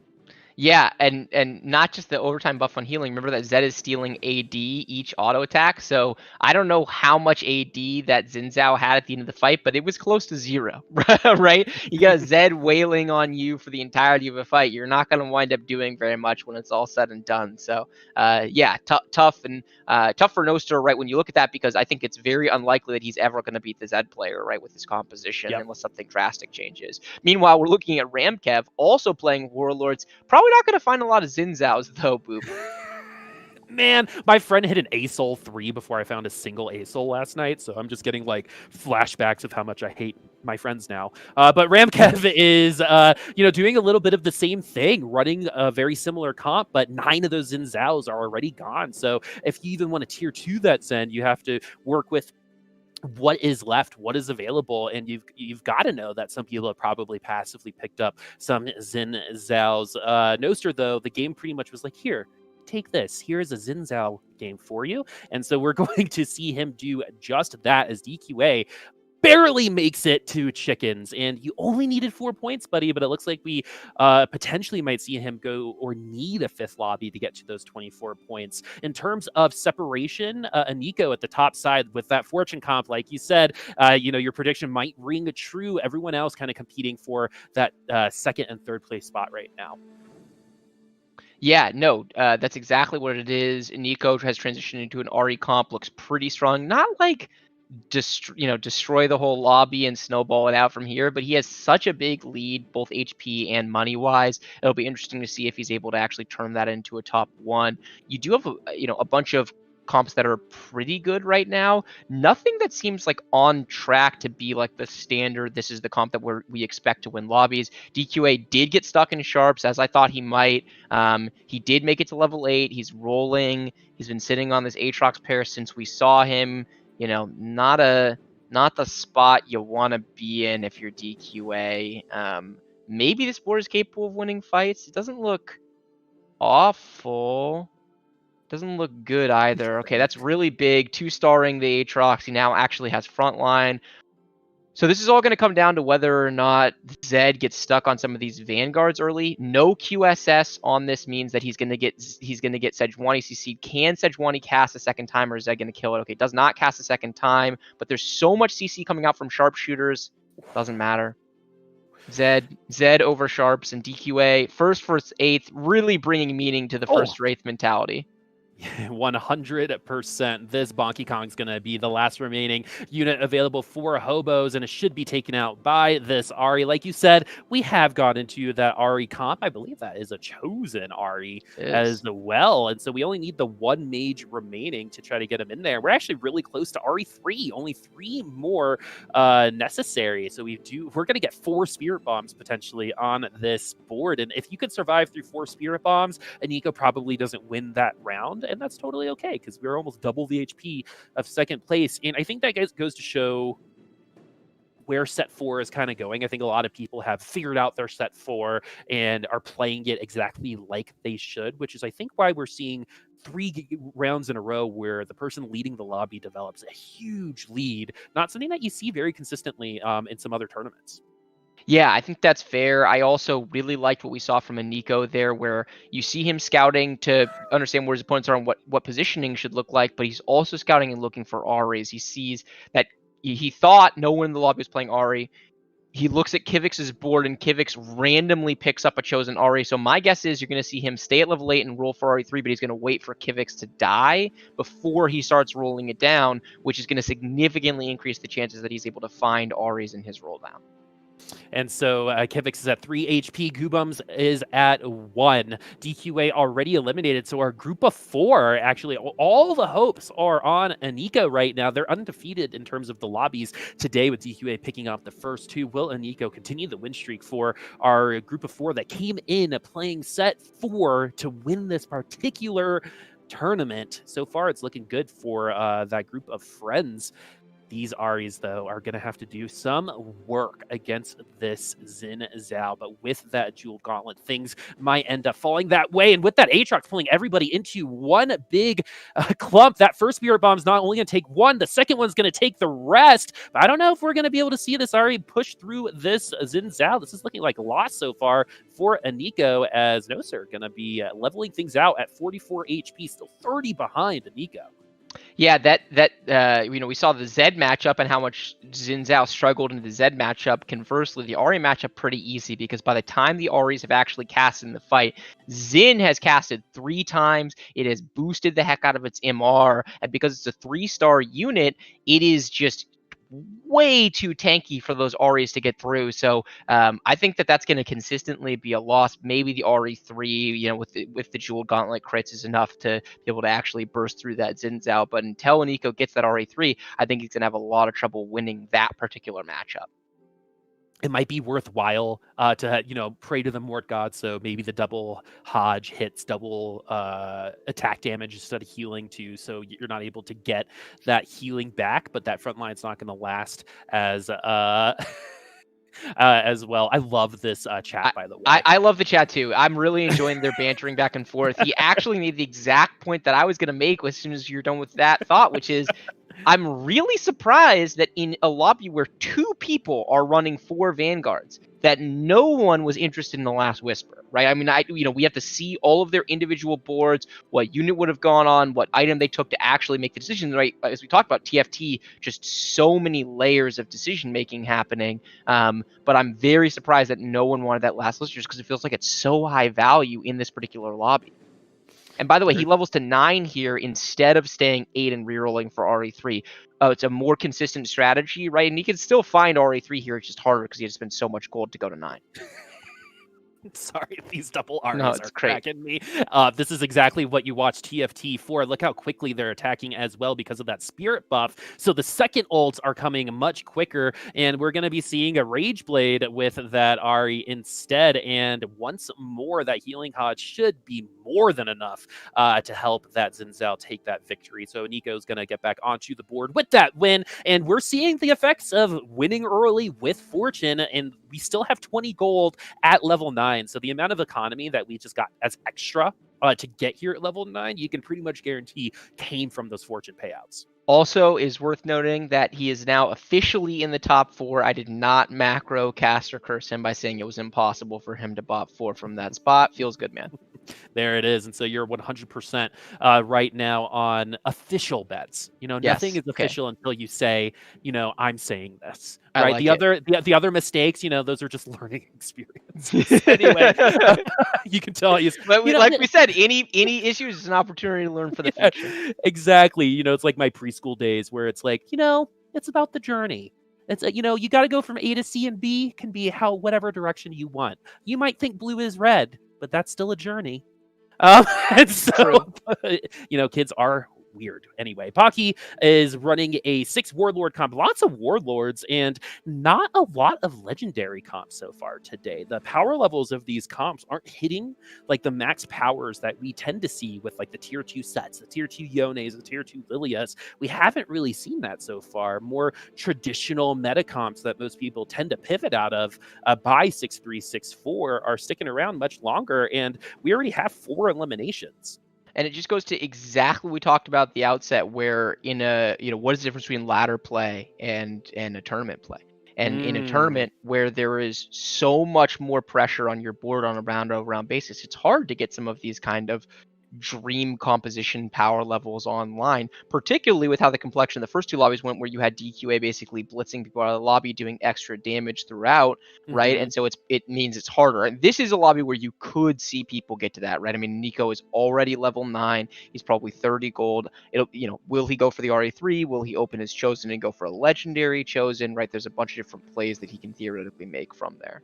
Well, and now people are trying to, and there we go. There's that Lilia too, and that's going to be very good against that Xin Zhao. It's going to be a good amount of burst damage on the wake up, but everyone needs to build against Xin Zhao at this point in time, right? There's 4 people remaining. If you're trying just to do top 4, then you can rock paper scissors your way potentially into a top 3. A 3-star Katarina could potentially take down that Xin Zhao, especially with that Grievous. But these Warlord comps sticking around much longer than one might have anticipated. That Frozen Heart Morello's Pike as well, gonna get absolutely blasted out by that Aatrox pool and not going to be able to tag that Grievous onto everyone else. And this Warlord comp with that Katarina 3 is going to destroy PockyGom. Yeah, I mean, because the difference in lobby complexion this time, where you had 4 people basically low rolling and bottoming out, and 4 people that were top 4ing by a mile, you are starting to see the higher power levels, right? We're seeing a Katarina 3 Warlord comp, a Xin Zhao 3 Warlord comp, a Z3 chosen Z comp, and then a Nico who just had a crazy snowball, and now he's got the Lilia 2. He's probably going for RE3. We haven't checked in his board in a little while, but this is a little bit more what you're used to seeing, right? We're really going for these power levels. So he's now rolled it all the way down. He didn't find any RE, so now he's opening his chosen. This is an interesting one. I want to revisit. I mean, this is definitely a buy. I assume he's locking his shop and going for this. It's just tough because I would like to see some of these items actually on the Ezreal. Yeah, but I was gonna say, Boop, I really disagree with the line he took here, right? And just to unpack a little bit what I'm talking about, he had the opportunity to stay at 8 and roll to 2 stars comp race, so playing Sejuani 1, for example, and go for that RE3. Or he could go to 9. And if he's going to 9, I think he needs to open his chosen and play around that. But what he did is he went to 9, he rolled a bunch of gold for RE3, so he spends, 70 gold to go to 9, then he rolls a bunch for RE3, and he misses it, and so now he's transitioning into a legendary board.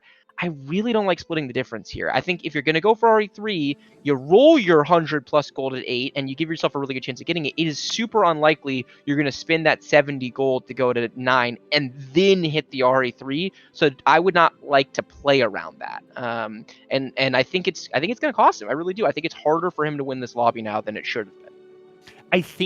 I think, and I'm assuming here, I think the Xin Zhao 3 may have gotten into his head a little bit, knowing that the RE was most likely never going to be able to take that Xin down. Maybe it's time to put in something like a Lee Sin or a Set that's going to be doing a little bit better when it comes to taking down those tankier units. But I believe that he got weaker throughout that role, and definitely it's ringing true right now. That's a little bit of a throw, to be completely honest with you. This set might be able to bring it back, but you're already seeing just how much longer that round was, even against that RE comp. While that RE comp might not have won this lobby, I don't know if the decision at that point was the correct timing. Of course, we get a little lucky, rewarded for bad behavior. We get, some positives out of that. We get at least a 3rd place, but definitely some interesting decisions there. And I'd love to kind of figure out exactly why that was made, because a chosen Ezreal is very good, but we had to do a lot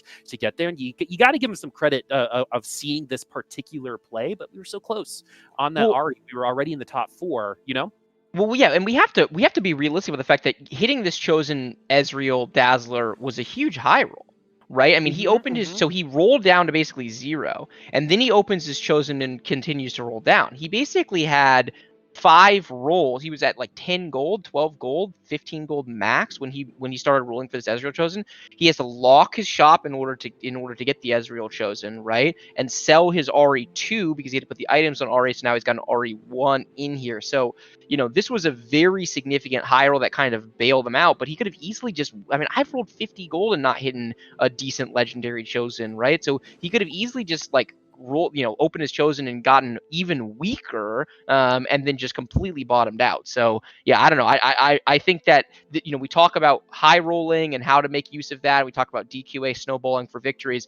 And Nico, it felt like to me, did not have a really clear beat on what his path was to a 1st place in this game.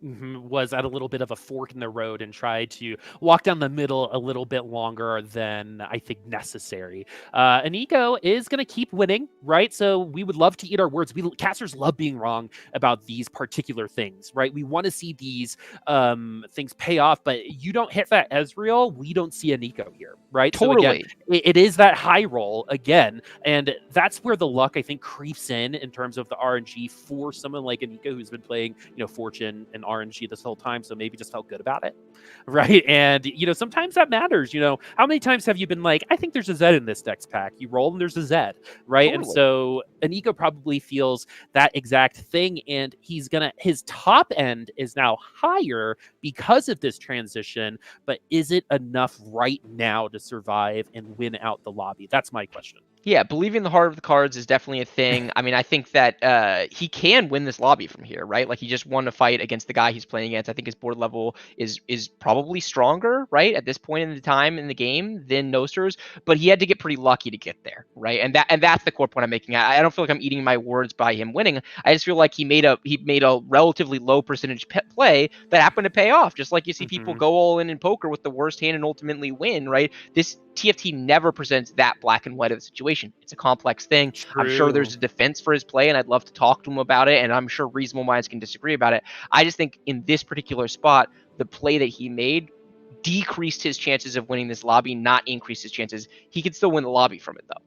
Yep, a 7-2 can win a hand. Depends on what happens on the river sometimes, right? So Totally. even those, it's a Hail Mary, just like in football or in other desperation points in sports. I think we kind of saw that, but it would make more sense to me if we were in like a desperate point. You know what I mean? We weren't at a super desperate level, but our top end did increase and it's working out now. You know what I mean? So now that it's working, it ends up being, I think, the better choice, but definitely could have gone a different direction if those rolls didn't happen. Remember, that roll was on the last of his money. Like you said, we had to lock that shop. So one more round at 30 HP, one loss, you're in second place at this point. Yeah, and this is by the way the exact type of composition that does win lobbies. This is that kind of wet dream and power level. He's insanely strong right now, and this is the type of comp he could have put together if he just like opened his RHOs and when he rolled his 50 gold instead of like rolling down the gold and then. So it's great to see it. Sometimes these things happen, and his comp is insanely strong. He looks like he's winning this lobby, although this fight has gone considerably worse for him than the previous two fights did. It's going to be all up to this set. That is a big slam, my friends, as Iniko is going to be ending this lobby on a high note, on a huge slam. I believe taking at least 6 units out at once. Gotta love TFT for that reason. But Yes. we can talk in more detail about Iniko's choices there. But what really matters is those choices still ended up in a first place win. I believe we're gonna have to make sure that we get into 5 lobbies. I wonder where Kev ended up landing on that 24 points. So when we get those scores up, we can talk about the possibilities, as Kev is 1 point away from the 24. DQA, Noster, 3 points away from that 24. Everyone else still trying to get there. To remind everybody, you have to hit 24 points, then win a lobby in order to win out and get your qualification and $200 into the Riot qualifiers. First place, again, is going to get that 200. If you don't get a lobby win after hitting 24, if you hit 40 points, you will also win, but the 24 points in a lobby win will supersede a 40-point win. I wanted to go over that just real quick, and you got to look at Iniko there, not out of the running whatsoever. Another lobby win gets him to that 24 points as well, and this lobby has really tightened up all of a sudden.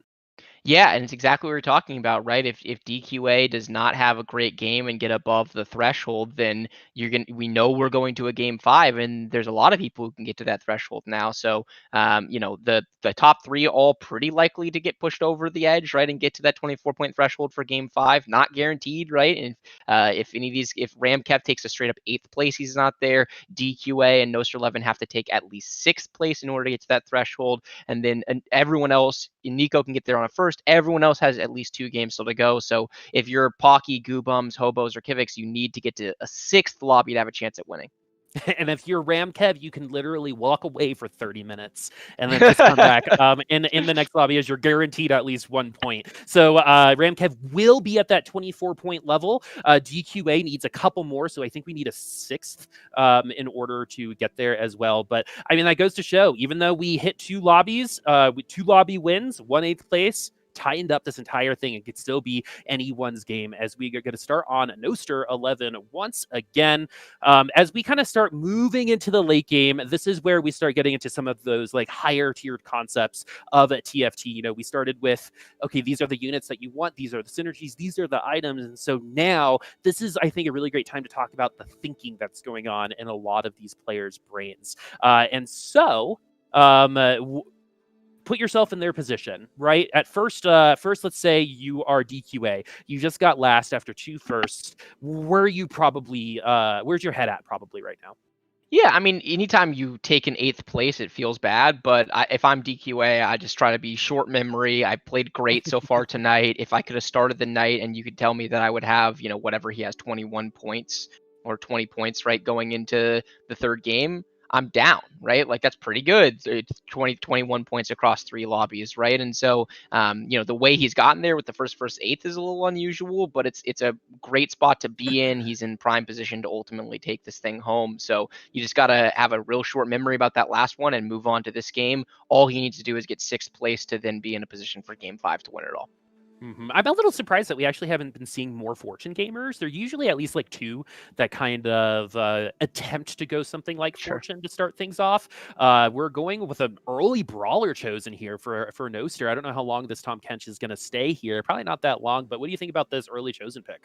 Yeah, I mean, I like Brawler TK. It's not the best 1 cost chosen by any stretch of the imagination, but it's pretty solid, and it does put Fortune on the table. I promise you, they all want to go for Fortune, right? Like, it is an extremely powerful early game thing. We've seen multiple people now use Fortune Streak to create good outcomes in the game, whether it's first place or just top 4. And so, yeah, I mean, they would love to get there if they get the opportunity to. It's just, will they actually get the units in order to do it? A lot of it relies on getting an early Jinx or Katarina out of a box or a Fortune chosen. Yeah, it's that 3 cost unit, right? It's you don't have a very high chance of landing it in a pack. You could, right? There's a 15% chance, but you're probably going to get it through an orb. That's definitely where I see it most often. We have some slammable items here. I think one of the best slammable items in the game, Deathblade.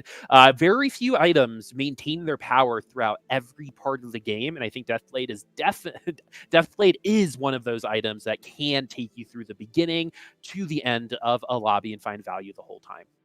Yeah, and you immediately start to think Warwick carry, right, when you slam a Deathblade early, because he's probably the best holder of it, but also Ashe can hold the item very well, Jhin can hold the item pretty well, so if you have an abundance of swords to start the game, slamming Deathblade is not, overly narrowing you to the point where you feel like you have no options, right? And we're seeing him, play originally this Vayne, which you would love to get another sharpshooter, right? Because you can stack, it's going to hit multiple units at a time. Very good value of the Deathblade. Another great way of doing that is Hunter. You throw it on an early Kindred, you get an Aphelios in there, and you're constantly proccing on multiple units. We also look over to RamKev's board with the early Moonlight Aphelios. If you're going to Moonman, that is the chosen you want. So it'll be interesting to see if he is open to it. I don't think he has a ton of Moonman games. I was looking at his profile and I didn't see any, but that doesn't mean he's never played it. And maybe if he gets the chosen, he does have 1 Moonman game in his last 20. So maybe he goes for it here. So in terms of like driving a team comp, is that comp going to make someone who isn't used to driving that car, is that going to be pretty easy to see? Or is the Moonman comp one that is kind of like the Camry of team comps, right? You know what I'm saying. Yeah, I know exactly what you're saying. I would say that anyone who plays TFT at a level that is high enough to be in this event knows the basics of Moonman, right? Whether or not you are open to it depends a lot on your perspective on reroll comps. So, for example, Guubums would never, ever, ever reroll Moonman. He just doesn't have it in him. He has 0 reroll games in his last 100, probably 0 reroll games this set. And so he would just say, this is a powerful chosen. I'm going to put Ashe items on it or Ari items on it. I'll use the Moonlight synergy to get a 3-star Aphelios carry that I can transition. Right? But a different player like RamKev might say, I think this is a really powerful composition. I've got the early, things that I need to see for it. He's got that early chosen. I didn't get a chance to look at his items to see if he kind of checks the box there, but he might decide to go for it. The reality of reroll comps is some of them are more skillful than others, and I think Moonman is actually one of the more skillful ones because you can kind of reroll at different points for different power levels and different spikes based on the Moonlight synergy. But at the end of the day, it is much easier to pilot a reroll comp than it is to pilot one of the other compositions in the game. So it's very doable if he wants it. And so those reroll comps too can be a little addicting. There's something about pressing that button over and over again, even when you don't know what you're looking for, right? And I think that's like another really big thing when it comes to players that are different from these players, the ones that you might see in your lobbies solo queuing, is that kind of decision making is going to be a lot more clear and, again, intentional from our players in this particular lobby. So we're still looking over at Noster. We have 4 brawlers, which is a beautiful early game comp. We're going to see that Sir Thomas take a little bit of a break here in a bit, most likely. Brawler is also good because it can go into a variety of different comps. It's probably one of the easiest pivots in the game because there are so many brawlers and so many different ways of getting into Elderwood, for example, that you can move into a Divine Warwick as well. As we're looking over at RamKev, it's Giant Slayer plus a cloak, so we're going to get a little bit of dodge plus some percent health damage, but we don't have a Moonlight buff right now. Yeah, he's non-committal at this point, right? Giant Slayer, generically powerful item, and he can definitely play a bunch of different things from here. I will say that as he is already level 5 Boop, he is very unlikely to decide to reroll for Diana or for Lysandra. He has no copies of those units. He's already put money into levels, so if he does decide to go for this composition, it will be by playing the Brawler Silas version of it, and he will reroll for Aphelios and Silas. And when he does that, right, I was talking about that there's a little bit more skill to this comp than others. You can do this at different levels. A lot of people would roll for it at 6, depending on how many copies of Silas he has to at least get. Ideally, you want to have 3-star Aphelios, so you want to get a 2-star Silas on the board so that your Aphelios upgrades. But you can re-roll for it at 7 or even 8, depending on kind of where you're at in the power curve and what's happening. So it'll be interesting to see if he does opt into it, but it is tough when you get offered that Moonlight chosen and then you get no Moonlight units after that. It's also brutal when you get the Fortune chosen and you get no Fortune units. It just feels bad. Oh, 100%. I mean, that's how I play the game, right? I pick Moonlight chosen. That's the only Moonlight I'm going to see for the next 20 minutes. It's usually how the game likes to play with me. I'm never the Shaco on the other team. I'm always the Shaco on your team, the one that's feeding their ass off. Anyway, RamKev is in a pretty good position. Only needs that 1 point to hit that 24, and then needs to get that lobby win. Hasn't found a lobby win so far. ILikeHoboes potentially running Bonky Kong once more. Already 2 Wukongs and no items right now that's going to be helping with that Bonky Kong, but is going to win the war of attrition against RamKev, who has 1 more unit than Hobos, but Hobos just had a little bit too much armor for that Aphelios. And that's a good loss, right? RamKev wants to lose there. Anytime you are 4 loss heading into Krugs, you want to complete the 5th loss. It's a big deal. You go from a +2 gold to +3 gold, but then if you had won, you would actually only be getting you would get the 1 gold, right? So and then when you play, for those of you who don't know, when you're on neutrals, whatever your streak was going in, you'll get that same gold again, right? So if he's +3 here, he's going to get another +3. And there's a lot of value. That's why we talk about wanting to win streak, wanting to lose streak. We also, we're looking at RamKev on the bottom of the lobby. It'll be interesting to see QSS. He does have really good items for Aphelios if he decides to go in this direction. Meanwhile, we have guubums for the first time today, win streaking into Krugs. He's struggled to kind of get his feet under him, so good to see him having a decent start to this our 4th game. I 100% agree. I wonder if we're going to see that QSS slam. QSS, according to Crowan, just not as necessary as it used to be. But we are going to play, I think, a little bit of a safer version of this Moonman. I think QSS is another one of those kind of win more items where QSS is going to help you throughout more parts of the game, but it's not going to be as obvious as I think some of our attack damage items that consolidate damage onto a person. QSS is just going to allow you to get to those initial turrets. And I think the most important thing is it helps you get to your first ult, so your second one comes a lot sooner. Here we go, Callista with a RFC. This is a very, very good item for Callista. We have 4 duelists, and we know ILikeHoboes can run this duelist comp quite well. And we haven't seen this just yet. We haven't seen a single duelist player find any sort of success in these lobbies. And if one is going to happen, it's going to be a Callista with RFC on it. Yeah, I don't think we're going to get it this game either, though, Boop. Sorry to disappoint. I am relatively confident this is a Zed game. He's got an RFC so close to the Callista casting and winning that fight, by the way. Really big deal for guubums to maintain his 100 HP. But yeah, if I'm Hobos from here with a Zeeks and an early RFC under the circumstances, oh, that is such a big hit. He hits the early Shen. For those of you who are not familiar with the Zed composition, it spikes incredibly hard when it gets 4 ninjas. The hard ninja to find is that Shen. It is the only 4-cost ninja, so he now just needs to find 2 3-costs, a cannon, and an Akali to get that all the way online. So really, really big pickup for Hobos. Makes it far more likely he's going to be able to stabilize. There's nothing worse than playing Zed and rolling down at level 7 and finding 0 Shens.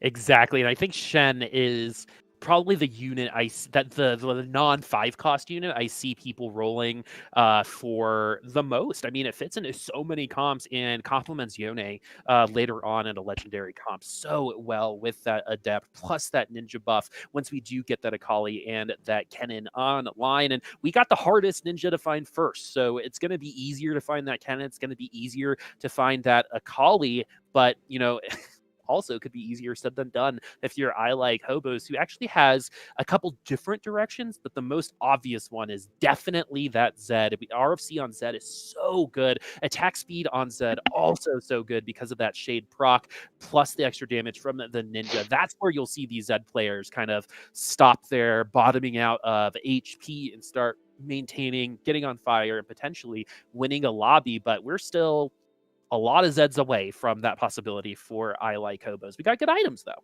Yeah, very good items and a pretty good board to transition, right? One of the tough things with Zed is that you can oftentimes find yourself really low on HP when you're rolling. He has a really good chosen in the duelist, plus he finds the Callista an outstanding holder of the RFC, as you mentioned, and so he's put himself in a position where, look, he's not going to win every fight, as we say, he loses here, but he's killing a bunch of units, and he's actually... I was like, did this actually happen?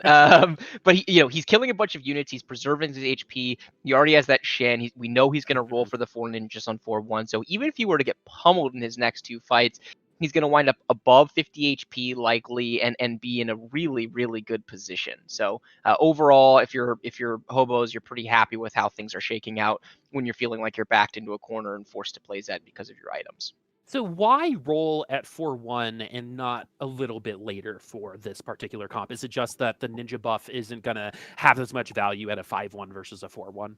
Yeah, so this comp destroys stage 4. The 4 ninja power spike is so significant that it's extremely common to win all of stage 4, even with just Zed 2-star. I've seen Zed 1-stars be successful in winning here, right? So or winning in stage 4. He's actually, because he has an Akali, he is rolling saying, I just need to hit 1 cannon and I can transition and I can spike super hard. So he's willing to dip at rolling at 6 instead of rolling at 4-1, which is an interesting adaptation. He's currently being punished really hard for this decision. I don't hate the decision. I'm also not a Zed one trick. Samo was in the chat earlier. I wonder what he would say from this spot, but it does feel real bad when you roll in this spot and find no cannons.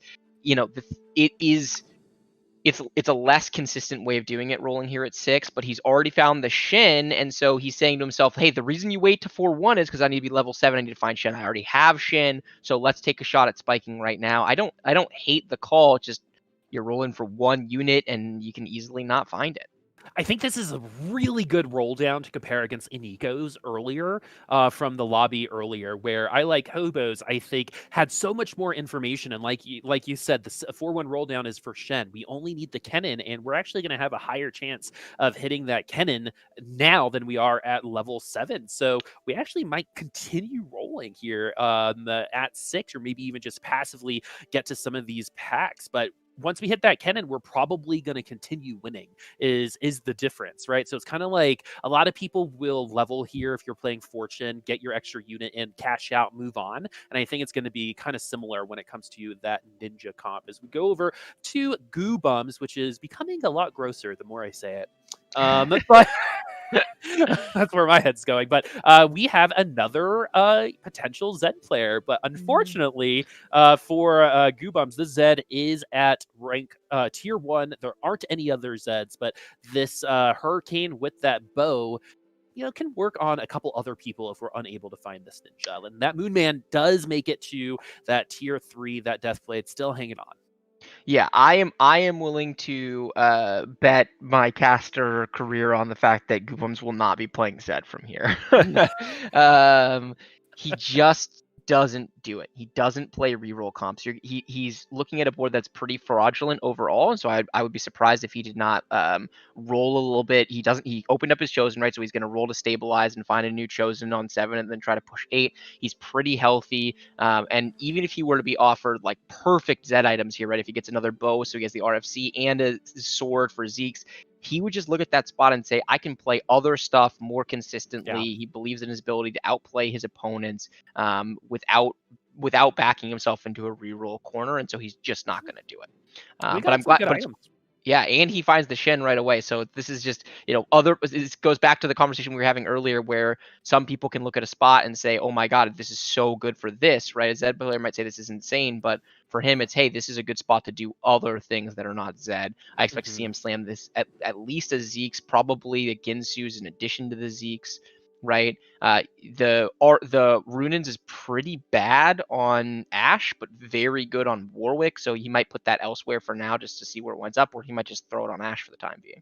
Best in slot Warwick item, and you tend to see the Warwick with the Ashe. The Zeke's is going to be helping out with that attack speed as well. And this is very common to put a lot of your carry items on the Kindred just to have them hold it on to later. But to continue the thread that you're talking about for Goobums right now, this is all still transition, right? We're not really seeing exactly what we're going to finish this comp with. And most pivots make your comp weaker for a couple rounds, and then you start developing that power again a little bit later. And I think we're seeing a little bit of that right here and right now, especially since the Hurricane's being held by a Silas. And that is 100% temporary.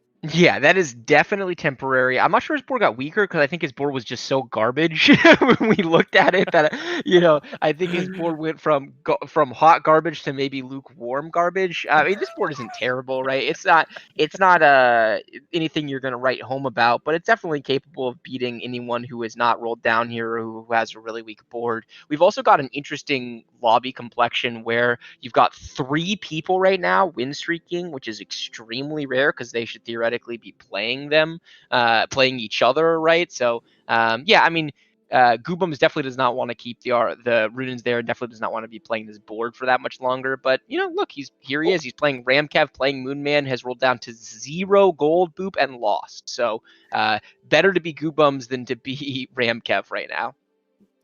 Goombums and RamKev having a little bit of a different experience in the lobby right now, and I totally agree, especially since the Ashe 1 ended up beating the Ashe 2 on the last part of that fight. So Goobums doing exactly what they need to do. DQA is looking pretty solid to hit that 24 points. Pocky doing very good things at the top of the lobby, but like you said, 3 people were on fire, and that's why a lot of the lobby, RamKev might not even make it to chickens because those 3 people were probably bullying the rest of the lobby, taking a lot of HP away, shortening this particular lobby. But you're seeing Goobums scores at the top, 4, 6, and 7. That is not the direction that you want to be trending. This is by far the best, I think, game that Goobums has been presented with so far. It's been a little rough going in terms of unit selection for a couple of these players, as our pace leader, or as the first place person, has pretty much had free reign of every lobby, and it's actually kind of starting to happen here today. But the exciting thing here is from 2nd to 8th still in the running when it comes to hitting this top 4. I like that you say the complexion might be a little fraudulent. It's a little bit of a mirage to say that what you see on the right side is the power level of that lobby, but Pocky has an almost 40-point lead. Iniko only has the 2, so Pocky could lose every round from here on out and still find themselves in at that top 4 just based off of that lead. I can't believe that guubums just got an Ashe with a bow 3rd pick. That is a really powerful unit item combination. I guess no one at the bottom is interested in Ashe at this point, but that's pretty wild. That often is going to be. I mean, when I look at this just neutrally, I think that's the first pick, right? That's the thing that the most people are going to want. Another macro point that's worth making is that RamKev came in. I guess he's guaranteed, right? Because he has 23 points. So if he gets so it doesn't matter. So then he's just going for the 1st or 8th, and it doesn't matter if he bottoms out. But it would have been a bummer if he needed a 7th to actually get to the threshold. So he's fine. He's basically mailing in this game on Moonman and then moving on for the first, hopefully next game. And he's going to be eligible to get that win next game along with DQA most likely. I would love to take a look at really exactly to see where someone else in the middle of this lobby is. I think we see the power levels of the people at the top as look at that Silas. We have a Moonlight carry Silas with a Shojins. Can we get with a Sojin, Sunfire, and it's a funny looking Ahri, Boop. It's a very funny looking Ahri. I mean, that Ahri has some potential, I would say. Yeah. More so for me. In this aspect, read into that, guys. You'll get it. Anyway, as goofums, if you're laughing, you know me. Anyway, DQA is going to be the next person that we're looking at. We've got some aura items on that chosen Janna, very good early game chosen. But this is where the week gets cold is when you sell your chosen. When are you going to try to get your 4-cost or 5-cost chosen? And that is an Ezreal too. And there's an extra Nikos on the bench as well. Yeah, that's one of those interesting ones where you're rolling for Ahri and you hit Ezreal. He does have an Ahri pair plus the Nico, so he's getting ready to transition. I guess he'll just have a random Ezreal in the comp. You probably put the chalices on the Ezreal instead of putting them on the Yuumi because they would normally go on Yuumi, but you also normally don't have an Ezreal 2 on stage 4-6, right? So, I mean, really, really powerful unit. We haven't talked about a lot of legendary units. I think Ezreal is one of those units that I think has actually been underrated for basically the entire set. I think this unit is broken. I think it is so good, but not one usually when you talk about the legendaries. You have a lot of people talking about Kayn and Yone and Set, but not a lot of love for our boy Ezreal. I totally agree with you because Ezreal does literally everything that the game allows you to do. Slows attack speed, heals, does good damage, right? It's not like that damage is minuscule, right? Especially if it tags a lot of different people, plus Dazzler buff, right? If you do end up getting that. So, I mean, it's hard to think of Ezreal as like a utility carry, but we saw a Nico with an Ezreal too win that lobby off of, I think, the back of a chosen Ezreal. So, like you said, that power in terms of 5-cost units isn't as obvious as the Kayn, one-shots, the Lee Sin kicks, but what Ezreal gives to your team is so much more on the utility side that I think that's a lot more valuable when it comes to high-level play, most likely. It's why things like Zeke's and Chalice are so good at this level of play. Yes, totally agree with all of that. Really interesting spot for DQA to figure out if he wants to use this spat, and if he does, is it a Dusk spat? Is it a Vanguard spat? Is it a Mage spat? He has an option for literally all of the good spat items. He does not have anti-heal yet, so he has to figure out if he's going to prioritize making a Sunfire cape here. A lot of very impactful decisions, and you see him freeze, by the way. He's spending the extra time to think about it. His board is objectively weaker right now than it would be if he slammed some of these items. Will it cost him the fight is the key question. And it ends up doing just that. But, what we were saying like at lobby 1, which is these decisions become harder to make, especially near the later part of the game. And you're seeing even just through that mouse movement, the thought and extra energy that is being used to get in here. And so we're going to put the Cassiopeia chosen in, and we actually haven't seen this very often. And this is going to open up a possibility of that Dusk spat and that Mage spat on someone like Cassiopeia, one of the best utility ults and good damage ults in the game. A lot of CC here, but the only damage really coming in on that Ahri. So we really need to get that Ahri too to feel much more confident about ourselves right now. So awesome holder of the Mage Spaz Cassiopeia, right? She casts extra early because she has mana reduction as chosen, and she is doing a lot of work, right? We saw her cast 3 times in that fight. DQA with not very much gold to roll, kind of high rolls there, to be honest with you. Like there was not a lot of great stuff that he could have done to improve his board, but he is able to. He instantly finds us at 22. He opens his chosen. He gets offered a Mystic Cassiopeia, which is one of the best chosens you can get for this composition. So he's kind of running good right now in the tournament overall. It would have been very easy for this to just be a bottom out type of game, especially since he only needed 6th place. I think the chosen he was offered, even with just having the RE1, he's probably in a decent place to wind up with a top 6 here. All right, I want to see these damage charts with this Rageblade Giant Slayer Thresh.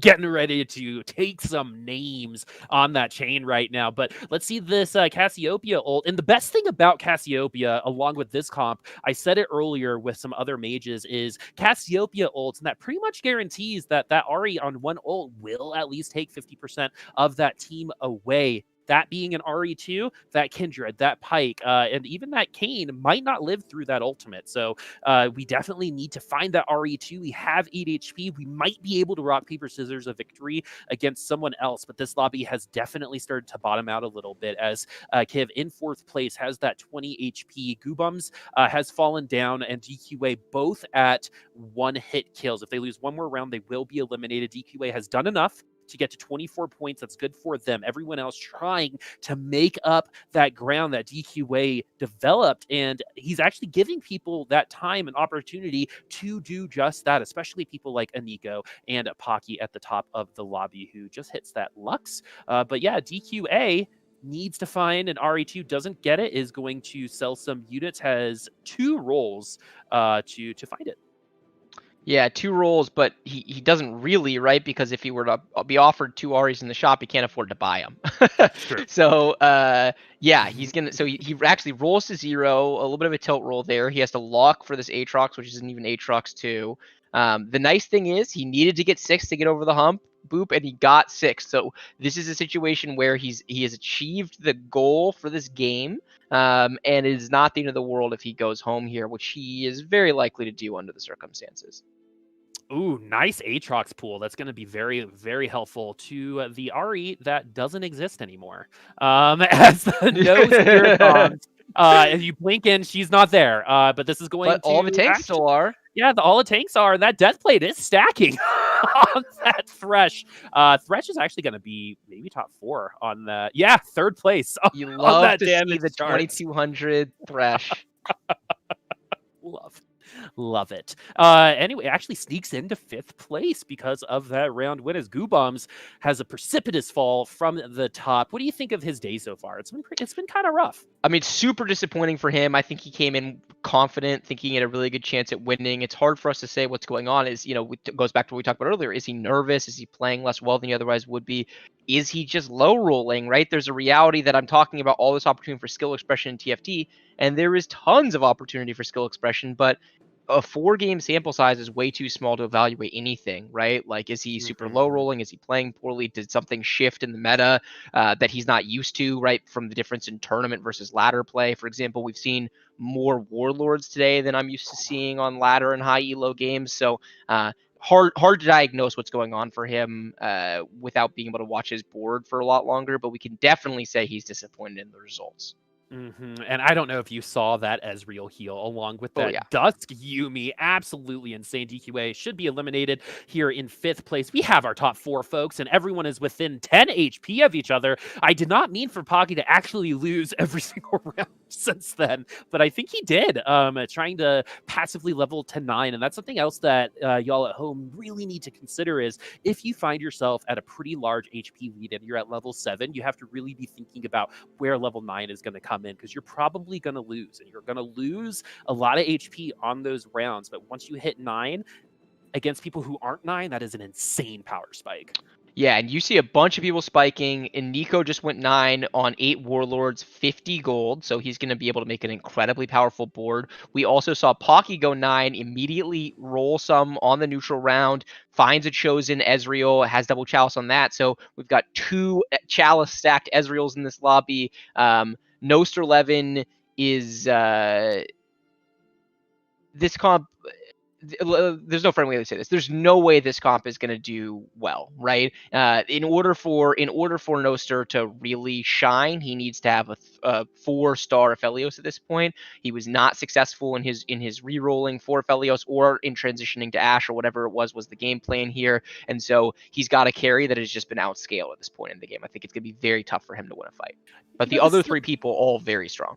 This is the second time iniko has kind of tried to put 2 feet in 2 different comps and try to do both at once, right? And I think this is happening again for iniko. But Noster, with this Aphelios, like you said, that is definitely the matter of being outscaled, right? That is exactly what you saw, spot on there, Bryce. And now it's going to be the top 3. We have Kiv at level 9, so everyone I believe is at level 9 right now. We're all maxed out, so it's going to be about the gold that we have. And so iniko has the 40 gold. That's going to be at least 1 tier 5 unit. If the averages do run out and we hit that Yone, we're going to hit the Warlord Azir as well. So we have 9 Warlords now for iniko. I don't think I've ever seen this in a competitive match in my time casting TFT. I am stoked to see what this is going to be able to do, as this is a very wealthy comp as well. Was able to get us a lot of money, and here we go. The Ezreal isn't going to hit every single person on the field. The Azir is actually going to stay away from that attack speed slow, and that Azir ult is very underrated in my opinion as well, especially since they have to walk back into the field and attack again. But Ezreal is going to be a little bit better than Azir, and I'm going to take the set over a Beetle and a Nidalee any day.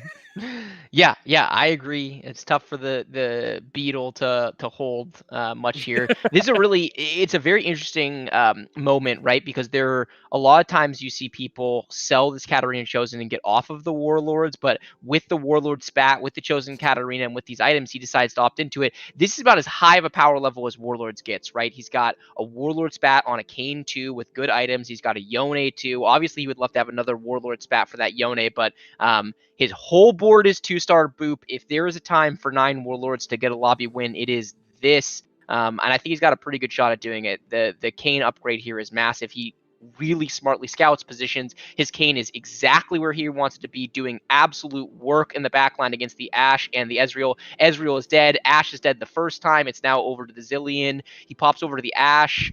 Katarina casts again. Ashe is dead. Really big fight. Let's see. And he looks like he's doing it himself, Boop. He's going to kill both players in the same round.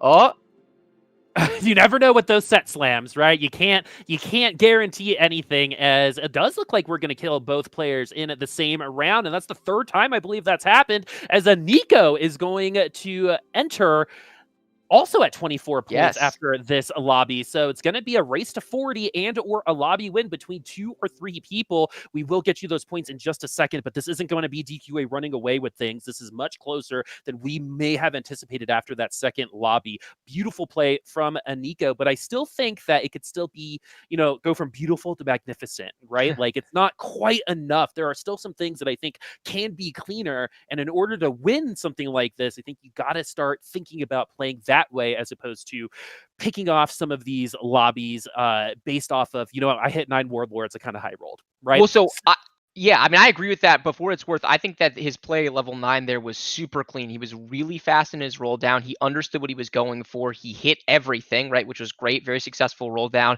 He even finds time in his last 5 seconds to scout, and that scouting and moving his Kayn to the opposite side is what wins him that round. So really clean play from him. Yeah, 9 Warlords is a little high roll, but like, he took the high roll, he understood his win con, and he played it great. So I was criticizing him in the last game. I think he played this game very, very well.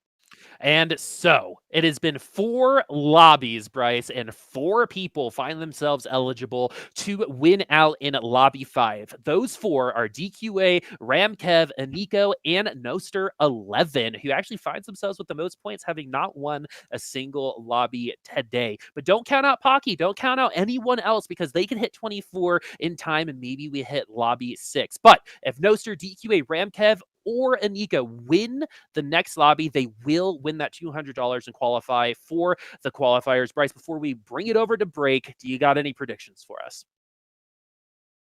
I think Goobums wins this game. I'm just gonna keep going back to my boy. I haven't gotten to watch him play, but I think that he is still the best player in this lobby, and I think that he can get his momentum back, have a good game, and then it'd be. I'm also rooting for a little bit of the chaos, right? Because if he wins this game, we have a very good chance of going into a lobby. We will definitely go into a 6th lobby, and you have basically everyone able to win. So I'm gonna try to reverse cast or curse my boy and see if he can get it done. Well, are you going to be Nostradamus or Chris Collinsworth, my friend? And so, are you going to be correct? Are you going to be able to bring up your Bud Goobums into that top 4? We still need to get you to that 24 points first. And we're going to see who will qualify most likely to the NA regional qualifiers for Riot after the break.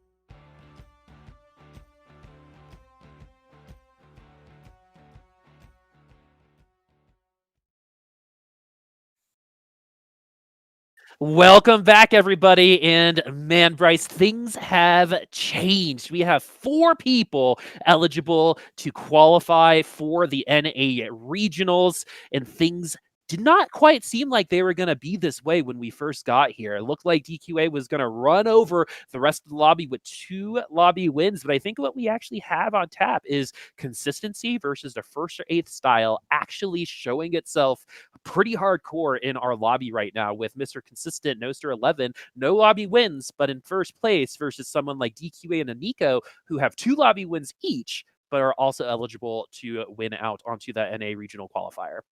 Yeah, it really has been kind of a tale of two different styles and seeing how all that plays out, right? All 3 of the players that you just mentioned eligible to qualify along with RamKev. So it should be fun to see kind of how things continue to shake out. Does someone other than DQA or Iniko win a lobby, or is it just one of them going to grab their 3rd win of the day and cash us out? Yeah, I mean, it's totally something that we might see, but DQA started off so strong, and we actually said that one thing that we were worried about is hopefully we don't peak at the very first 2 games, and we have a hard time coming back and winning a 3rd lobby. It seems like that is running true, and something else that tends to run true a lot of the time is whoever's winning at this point in time. It's been 5 lobbies, or 4 lobbies. We're going into another one here soon, right? To be good over that long amount of time at anything, right, is very, very tough. And so a lot of times you'll actually see some of our first and second place people struggle in a lobby or 2 after we get to this point. But for right now, Noster is going to try to do the opposite of that. Remember, we can get a winner at the end of this lobby if Nostereleven, DQA, RamKev, and Inikoiniko are able to win this lobby. Whoever wins out of those 4 will move on to the qualifiers. That does not mean if you're guubums or PockyGom that you're out of it just yet. You still need to hit your 24 points and win a lobby that will force a lobby 6 or 7. But that is kind of the state of the game while, as we get here on this potential final lobby where decisions might actually be a little bit different. This is where maybe you start going, okay, I need to win. It's first or eighth, right? Yes. That's the only way I'm going to play. Yeah, absolutely. You could also try to play like a war of attrition style and say, you know what, I'm going to try to get to my 40 points, but I think that's a suboptimal strategy given the lobby complexion in particular. You know, if you happen to be way ahead of people on points, and there weren't a ton of people in a position to qualify via the win, then that might make sense. But as you were talking about earlier, if the tiebreak goes to the person who gets the win in the last lobby, not the person who gets over 40 points. And so what that means is if you are, let's say, Noster and you get another 2nd place here, and so you're way ahead on points, you're still really putting yourself in a position where you probably have to win the last lobby anyway, because not only does it put you over 40 points, but if you don't do that, one of the other 6 people, 7 people in the lobby that are going to all be available to qualify to win will get that win and kind of surpass you, right? So I think we are in a mode where, from a game theory perspective, you should absolutely be playing for a first or eighth mentality. Try to get that win and secure your victory here if you're above the point threshold, which half the lobby is. Yep, and when you're above that threshold, the rest of how you interact with the rest of the lobby might matter a little bit more. If someone's contesting you, that might feel a little bit harder than it used to before. So the mind games might start happening. We don't really see people take 5-cost units away from people, or the only person I really saw do that was Loco Doco, and it was mega effective when he was doing it. So I don't know why more people don't, especially in the later games, in the late stage games. But that interaction might be a little bit more direct, right? You might be trying to take people away. If you're the bottom 4 and you need to get to your 24 points, you might want to team up, and say, what, we're not going to contest against each other. We're only going to contest the top 4 to give us more time, right? And so many different ways of approaching this lobby. Again, all of them can be right, but man, this is definitely what we're here for when it comes to TFT. And when you get to be in control of your own destiny, if you're part of that top 4 group and you get to say, I win and I'm in, right? That's where you want to get yourself set up to be. And you know what you got to do from here on out. When you have the end in sight, when the light is at the end of that tunnel, things might come a lot easier for you, but also things might start falling apart before you get to the end of that tunnel. And so you got to maintain your emotions, maintain yourself, and still try to hit that lobby win at the end. Bryce, this is one of the coolest formats, I think, in general. It forces you to be consistent and or win one of those lobbies. So it really forces you to be the best that you can, knowing the 4 players that we have right now. You said guubums. you might win this whole thing anyway, but within the 4 that we have and what we just talked about, who do you think kind of has that best kind of play style, and why is it DQA? And why is it DQA? I mean, DQA has won twice already, and Nico has also won twice. He's won the most recent 2 lobbies, so you could argue that he's more likely than not to do it. People who've already put wins on the board, showing that they understand win conditions and how to convert something into a first place, is something you want to see.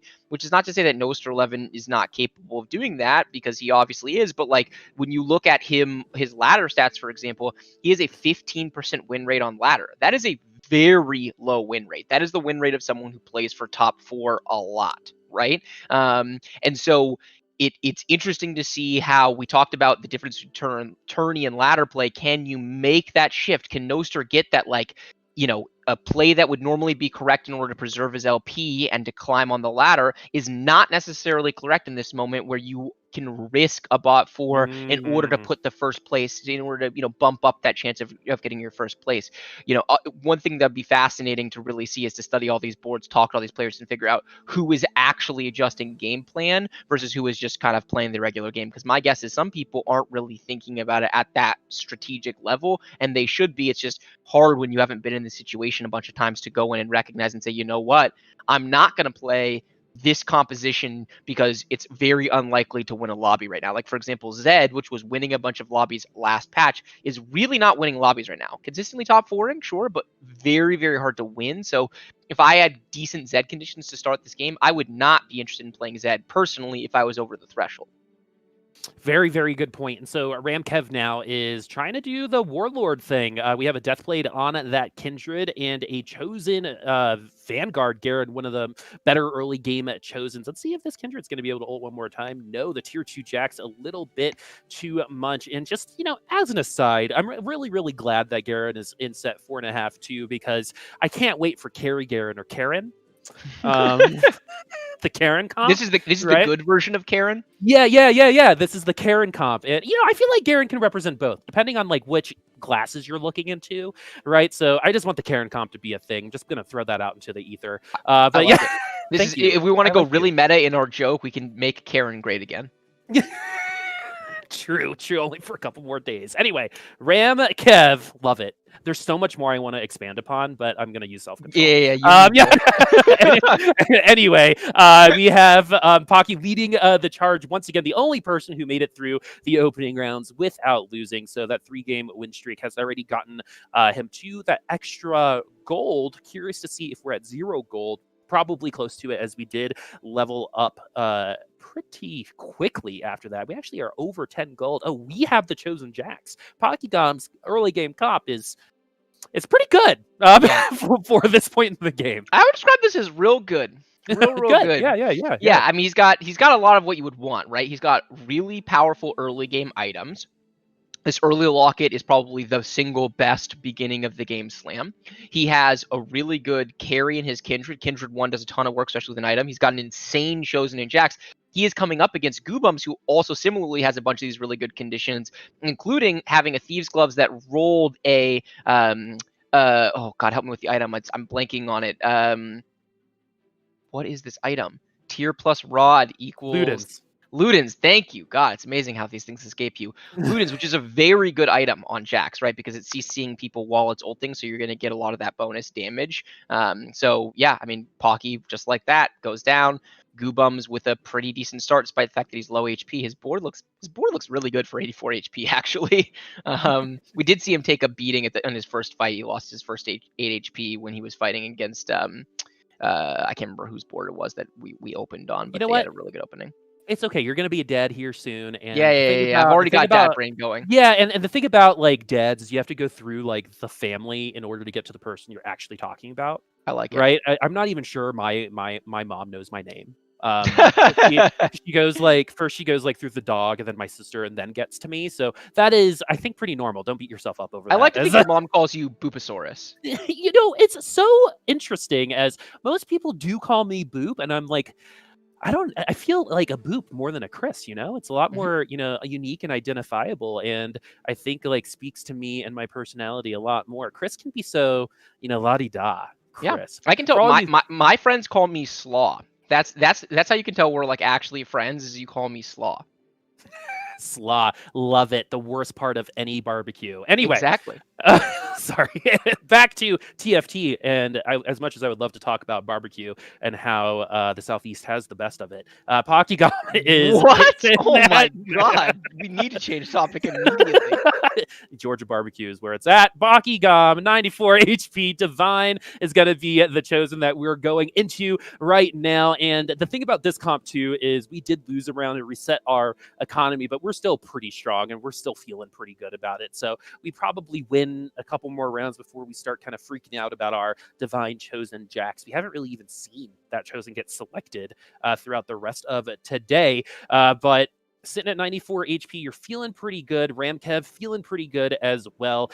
You got to worry about DQA a little bit, as if DQA doesn't start on the top, he tends to not finish there, and he is one of those people that is eligible along with Iniko. So right now, RamKev in that driver's seat position, 4 members of this lobby in control of their own destinies to qualify, 4 people trying to play spoiler and give themselves a little bit more time.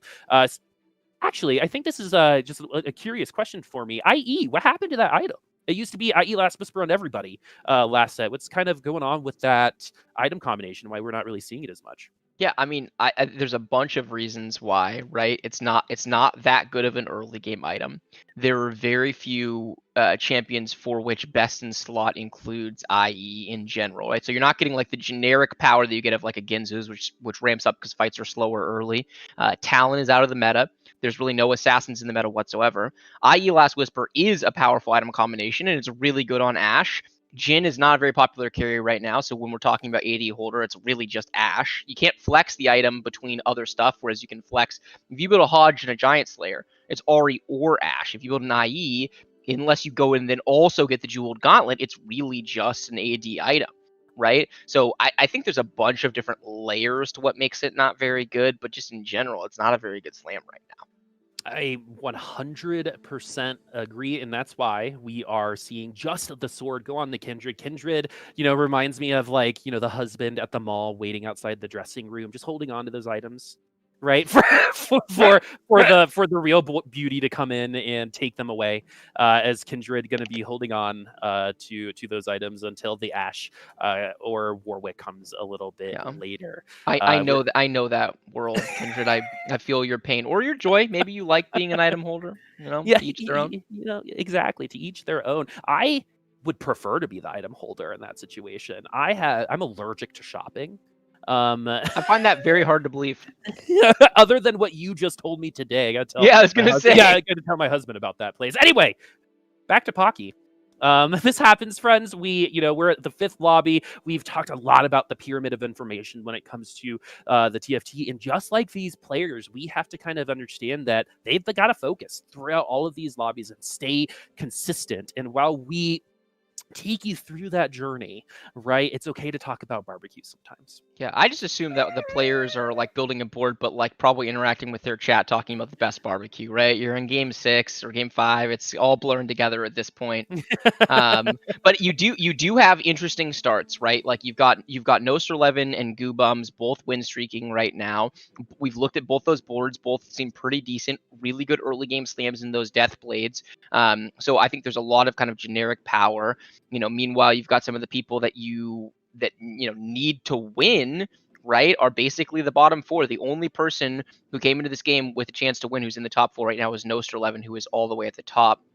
It'd actually be good to duck over to his board and see if we can figure out what's going on, because I'd love to know. He clearly just played, or likely just played guubums and ended his streak, so it'd be cool to see how likely Noster is to be able to end it here, or are we going to another game?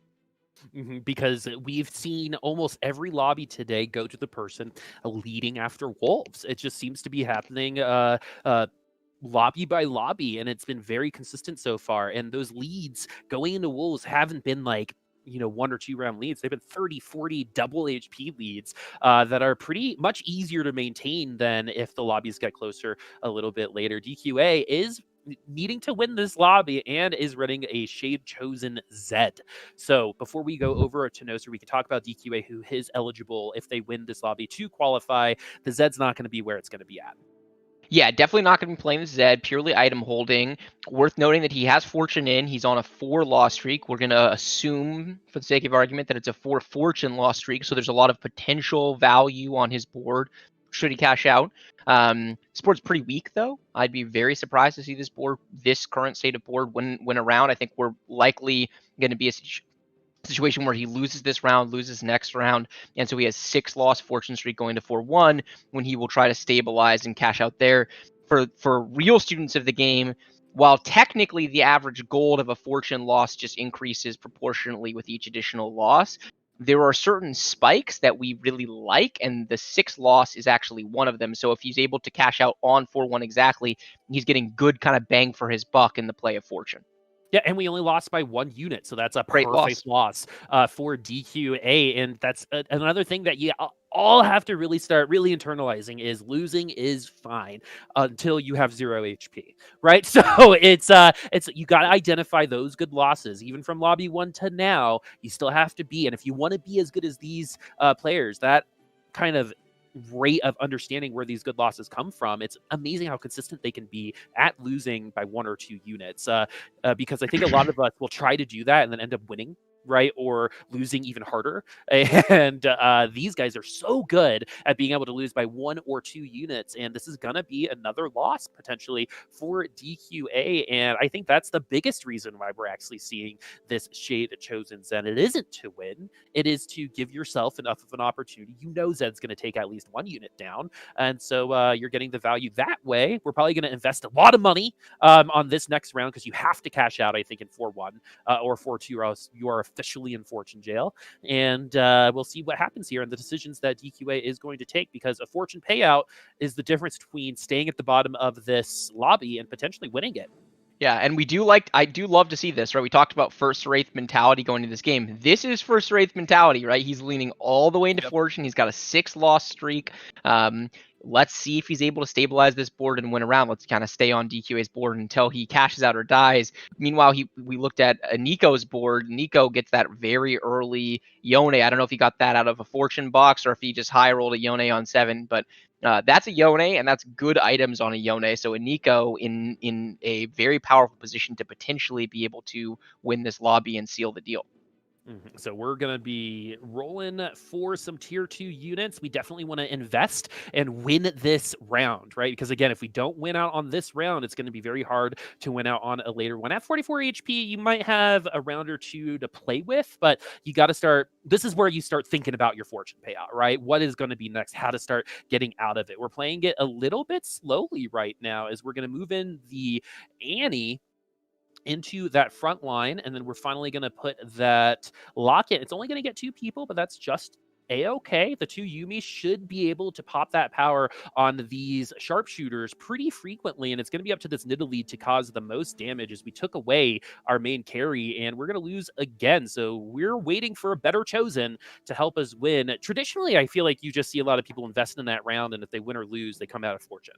Well, so he's definitely not coming out of fortune, particularly not in a first wraith style game, because he just needs to play fortune. He needs to get off this bus by cashing or dying. There's no way it's correct to sell fortune, because if he sells fortune, he is doomed, right? He'll never come back in this game. I don't blame him for getting dizzy there. He got offered a Yumi chosen with another Yumi in shop when he already had 4 Yumis, so he's in a spot where he has a very good chance of finding a Yumi 3. I just don't know how he's gonna cash out because he doesn't do any damage. Like it's a real problem. He's got like close to BIS Warwick items. If he can somehow cash out and get another sword, then he's actually not in bad position at all. But it's just really hard for him to win fights, because as good as this Yumi chosen is, and potentially even if he already had Yumi 3 right now, he would still be in this very awkward position of not having damage on his board to, kill the enemy units.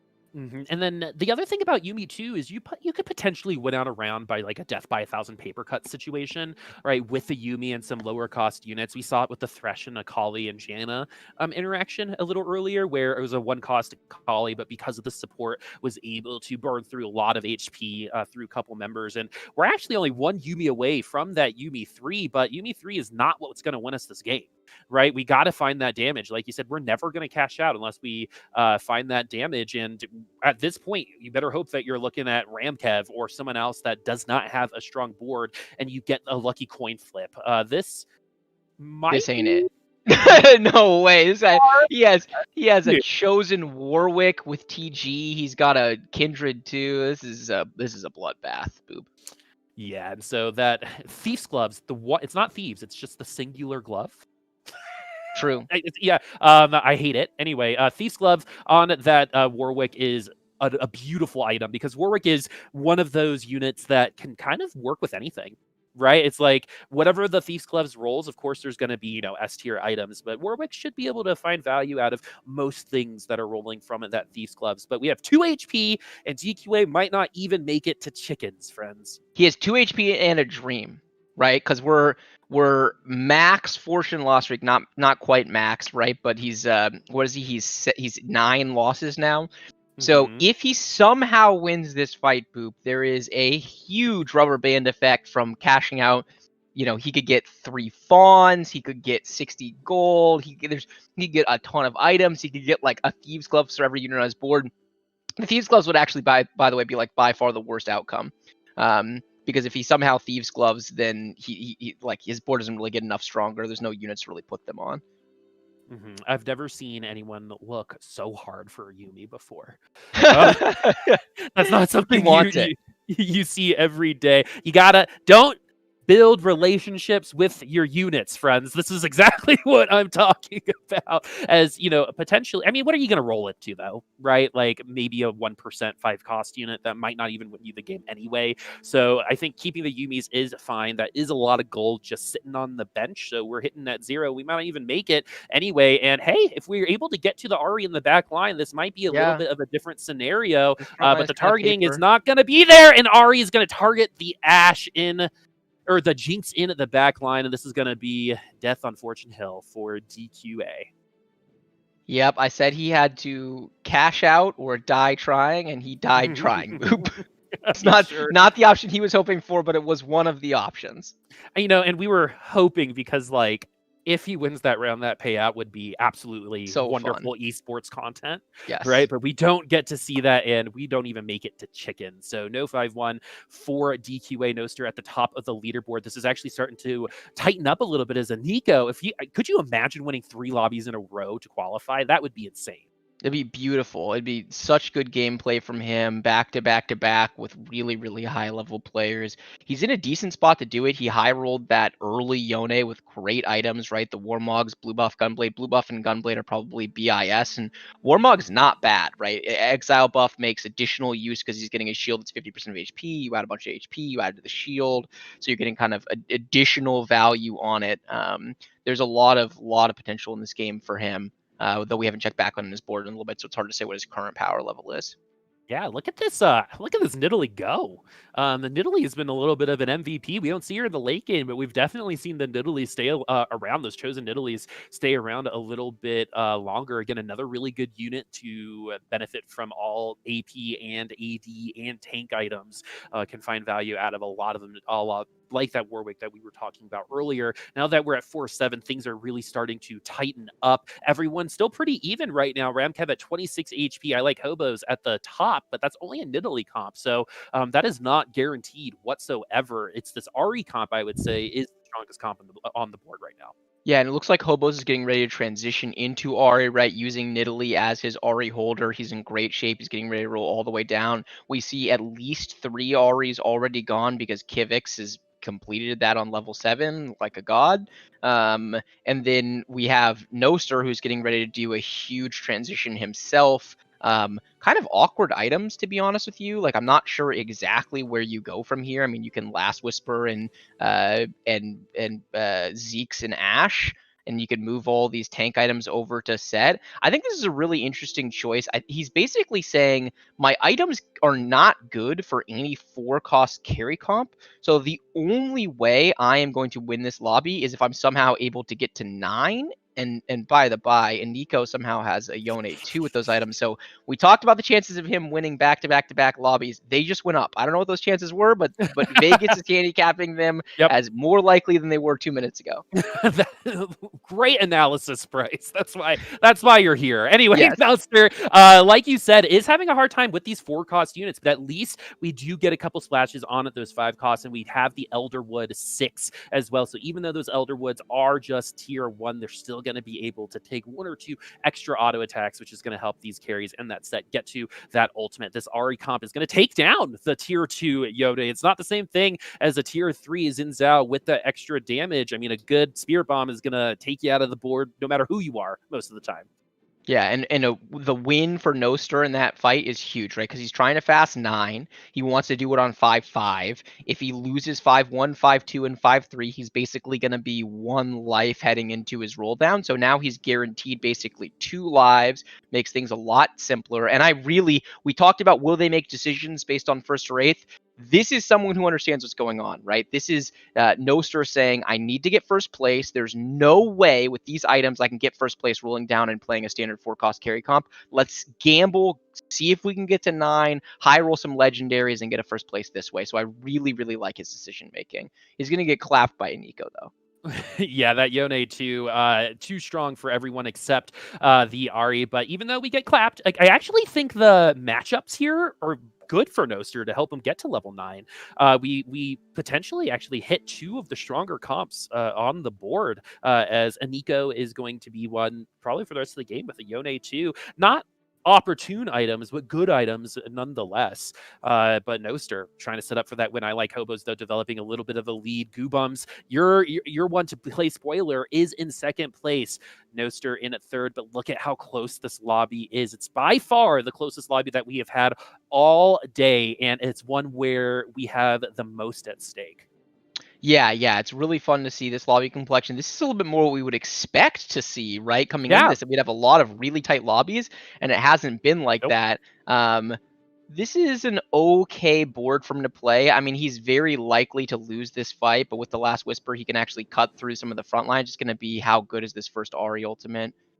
Not that good. She gets CC'd, but his board is weak. Let's be honest. Honestly, the fact that Noster won a fight at all on 5-1 was a really big deal. I'm not really sure how he must have caught someone in transition because his board power level is really, really low. I still like this decision though, right? 20 HP. He's gonna go 9 next turn, and let's see what he can do. He's hovering over this Gunblade. I really agree with this. It's a generically awesome item for legendaries, right? We talked about it on Yone. It's very good on Kayn. It's very good on Set. And so he's saying, I'm going to take an item that is, I need damage items, right, with what he's got going on, and I need something that can go on a carry, given the complexion of his board right now. A lot of tank items, tank units. He has to find something that's going to do damage, right? And the options for that in this set on level 9 are pretty limited, particularly with, Kayn.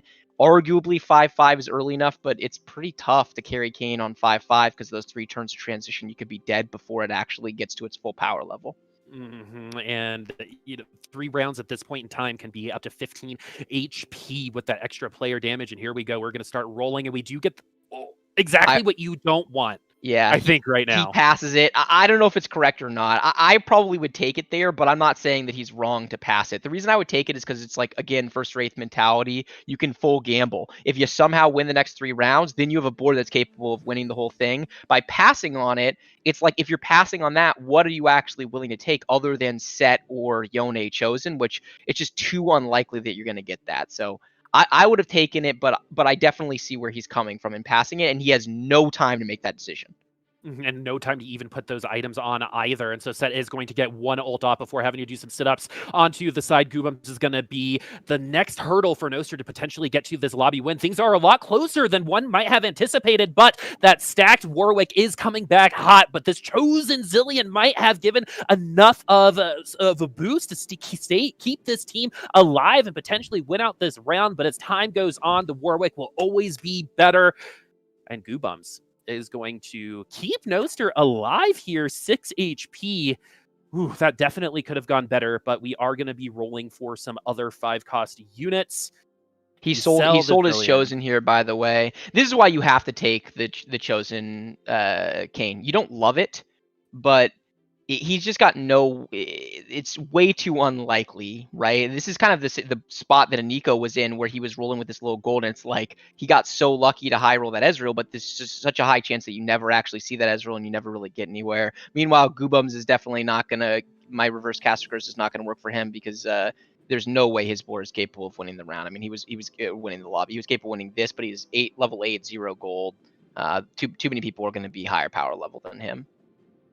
Oh, that Ari is a little bit cross-eyed. Absolutely no value on that first ult. And when it comes to the Ari, you have to be able to take down the majority of the team on your first Spirit Bomb, or else the value is not worth it. And the time it takes to get to the second one, this is what happens, right? You end up losing out on the round, and there's not even like a ton of damage on the board. Tier 1 Warwick, Tier 1 Yone with items. You know, it's the Sunfire that was doing a lot more. But Noster gets a lobby. Gets a round win at 6 HP. No one gets eliminated. We still have all 6 people remaining. 26 HP at the top, 6 at the bottom. This time RamKev, who is eligible, who I think has slowly but surely been mega consistent today, might end up punching their ticket. Is he playing Talon? He is. Fascinating. Second time today. Yeah, second time today. Meanwhile, Iniko kept his Fortune Jinx chosen and 3-starred her. This board looks pretty strong, but I guess it's not strong enough. I mean, he's lost multiple fights since getting the 2-star Yone online, which is relatively surprising. So, you know, maybe this board is capable. The Zephyr does have a lot of late game value if used appropriately. You know, I'd be curious to see what Hobos wound up doing. I think he was transitioning to Ari. He just went to level 9, so clearly that transition was successful. He was able to preserve a meaningful amount of gold.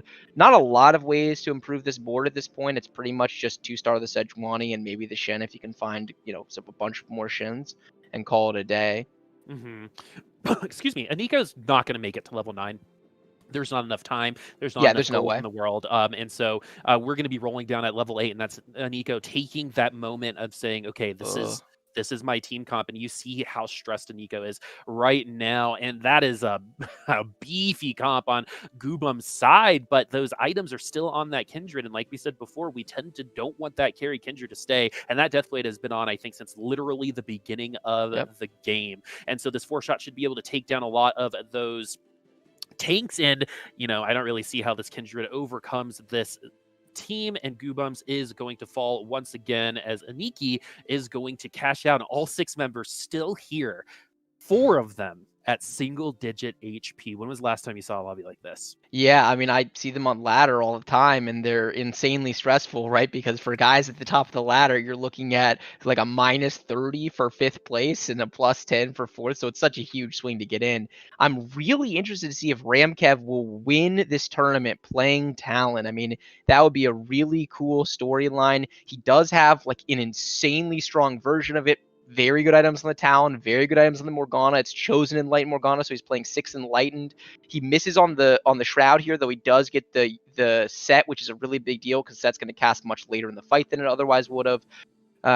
You know, the Talon is just doing a lot of work in the backline. It hasn't even started charging up its Deathblade stacks.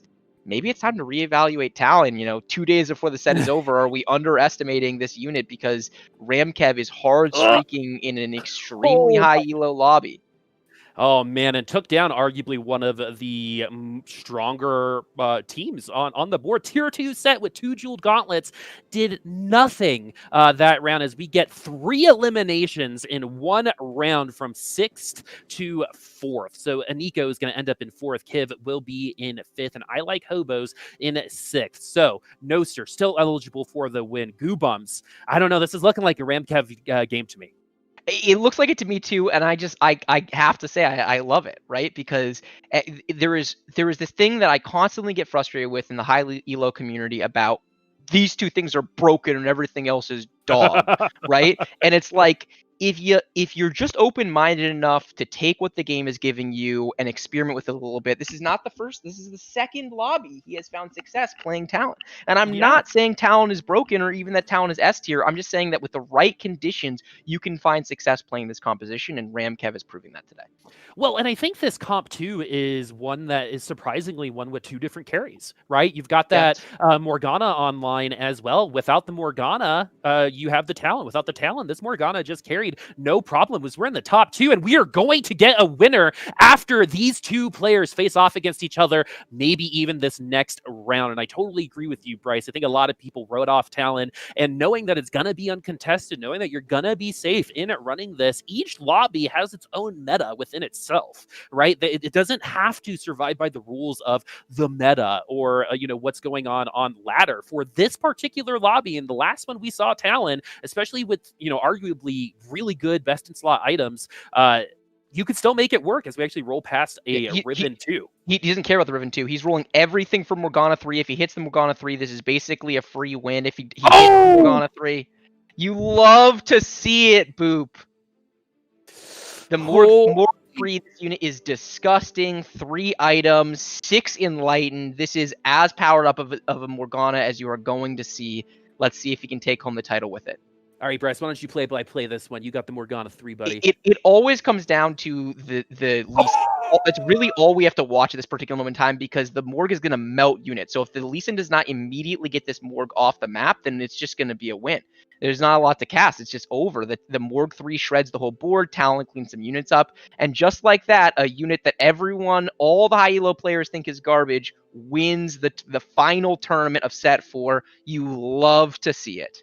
You absolutely do love to see it. It makes the interview that's going to be coming up much easier, as well as RamKev is able to do exactly what they need to do with a Talon comp, not just once, but twice, making it into the top 2. Got second the last time we saw the Talon, wins it out this time around off the back. Honestly, probably didn't even need the Morgana 3, was probably going to win it out anyway, but it was a nice little cherry on top. And Bryce, before we get to this interview, let's talk about Talon a little bit more, because he's obviously not that bad, right? And even I have fallen victim to the whole Talon's not, I would love to see Talon do well, especially in the next set, but we were maybe just sleeping on it. In these particular tournament environments, in these lobbies, in a vacuum, that Talon was the strongest unit we saw in that lobby. Yeah, it did an incredible amount of work. I think it's something that if you assume we're going to get capped power levels, right? No 3-star 4 cost. You're going to get capped power level Ashe, capped power level Arlie, capped power level Talon. Ori and Ashe probably are better than Talon in a vacuum. But the beauty of this game is you cannot assume you're going to get to those maximum power levels every game. What we saw was RamKev finding his way into a strong Talon-based composition and just winning all of his fights and snowballing and knocking people out. And then you had an entire lobby of people that were contesting each other for Ori, contesting each other for Ashe. They never ultimately got there. RamKev pulls out the W. It was beautiful. And if you guys are wondering, the scoreboard, yes, Noster did finish with more points, but did not get that lobby win. So it's going to be RamKev getting their ticket punch to the qualifier. And I believe we have them online right now. Hello, are you there? Hello? Hello. Congratulations. Absolutely thank you. insane last lobby. Of course, you're feeling good. So I want you to take this next minute to just talk to us about Talon and the decision making between going that direction. Because again, a lot of people are saying Talon's awful. Is he even a real unit? Even Mort was like, what if we made Talon shade in that funny Twitter post not too long ago? But tell us about it. What was the decision making process there? I mean, so I think for maybe 2 or 3 weeks, I've actually been playing a few Talon games, and I got first in a lot of them. So I think that people and I've been saying this for a long time. I think Talon is super underrated right now. If you think about what are the good comps right now, a lot of people are playing Ashe and a lot of people are playing Ahri, right? But the 2 main carries for Enlightened, which are Talon and Morgana, basically destroy both of those comps, right? Interesting. Morgana for Ahri and Talon for Ashe, right? So I think people haven't been playing him enough. You saw me play 2 games with him this tournament as 1 and 2. I think he's super underrated. I think people tend to tunnel vision, right? People think you need IE, GA, and maybe Last Whisper or some other damage item on Talon. But if you just play flex, you can always pivot into the comp. So that game, I was kind of scared because I had Warwick 1, right? And he just wasn't cutting it, but I had it in that Enlightened Morgana, right? So it was really easy to transition into Talon from that point. And then, I just 1 streak in the lobby and then got Morg 3. So it was pretty free from there. I'm curious, do you think you win the last fight, the final matchup, without Morg 3? No, I don't think I win the final matchup without Morg 3. But like that's why I econned up. Yeah.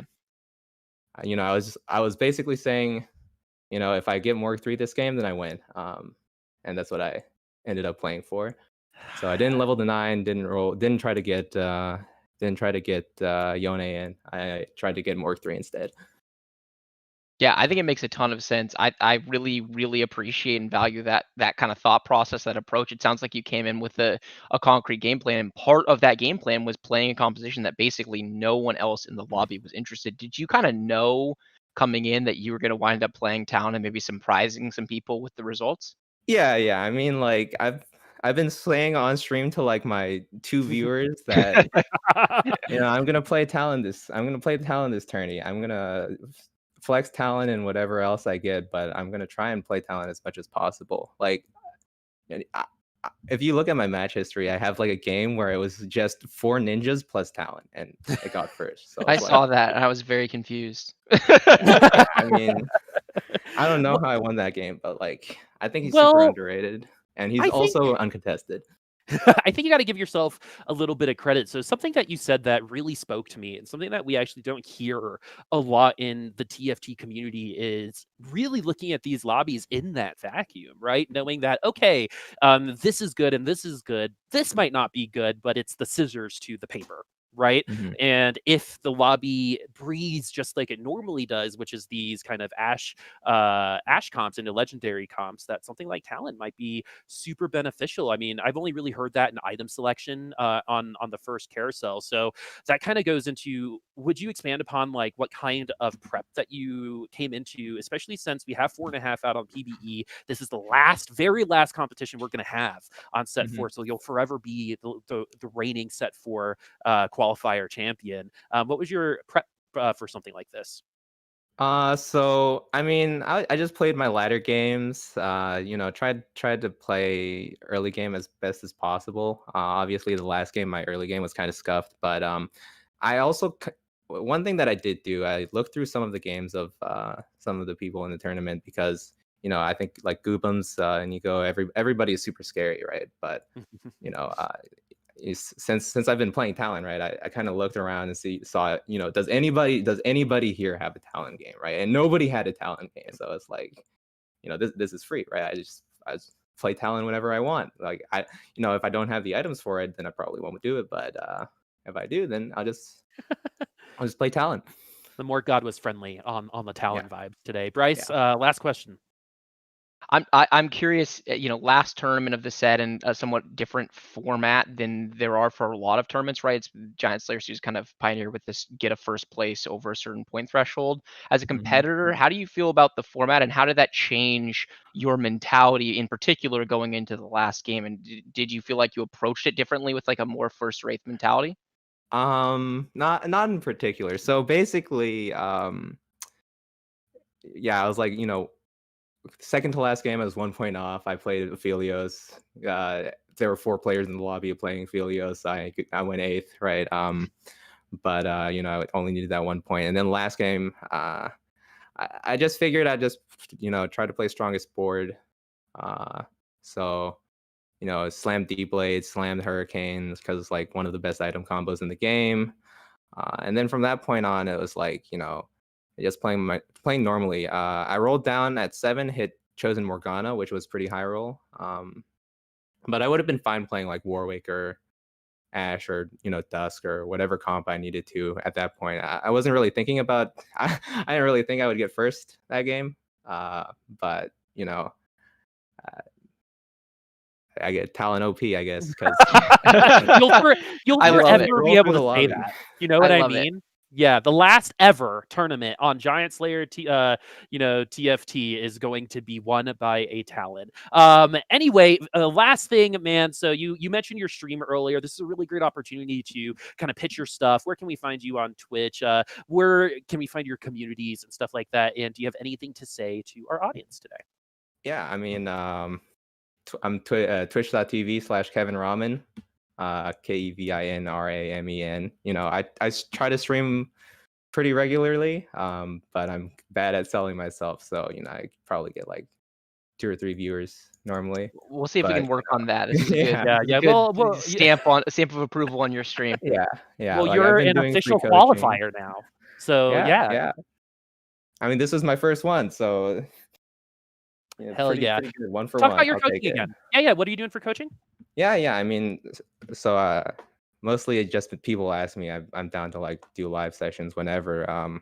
Normally don't charge anybody, but obviously if it ends up being too much, then maybe I'll have to cut down. But yeah, I like coaching. I think it's a great way to look at the game. I think like when you can sort of break down your own thoughts, it not only like helps other people, but it also really makes you think about the game and makes you Love it. think about all the different aspects. And I think that actually really improved me because I've been like slow to climb the ladder. I think like a lot of people are streaky players. They'll go up to like rank 5 in maybe like a few days, but I've always sort of been kind of slow on the climbs. But doing slightly better, and I just hope I can keep on improving. Yeah, that's awesome. I know we said last question, but one final question, since this is the last tournament of set 4. What was your favorite part of this set? Like, what will you Great remember question. set 4 by? What was my favorite part of this set? I'm gonna really miss Dusk. I think Really? Dusk is like my favorite comp of this entire set. I just like all of the units. I think like I wrote a guide earlier about Dusk Vane on this competitive TFT subreddit.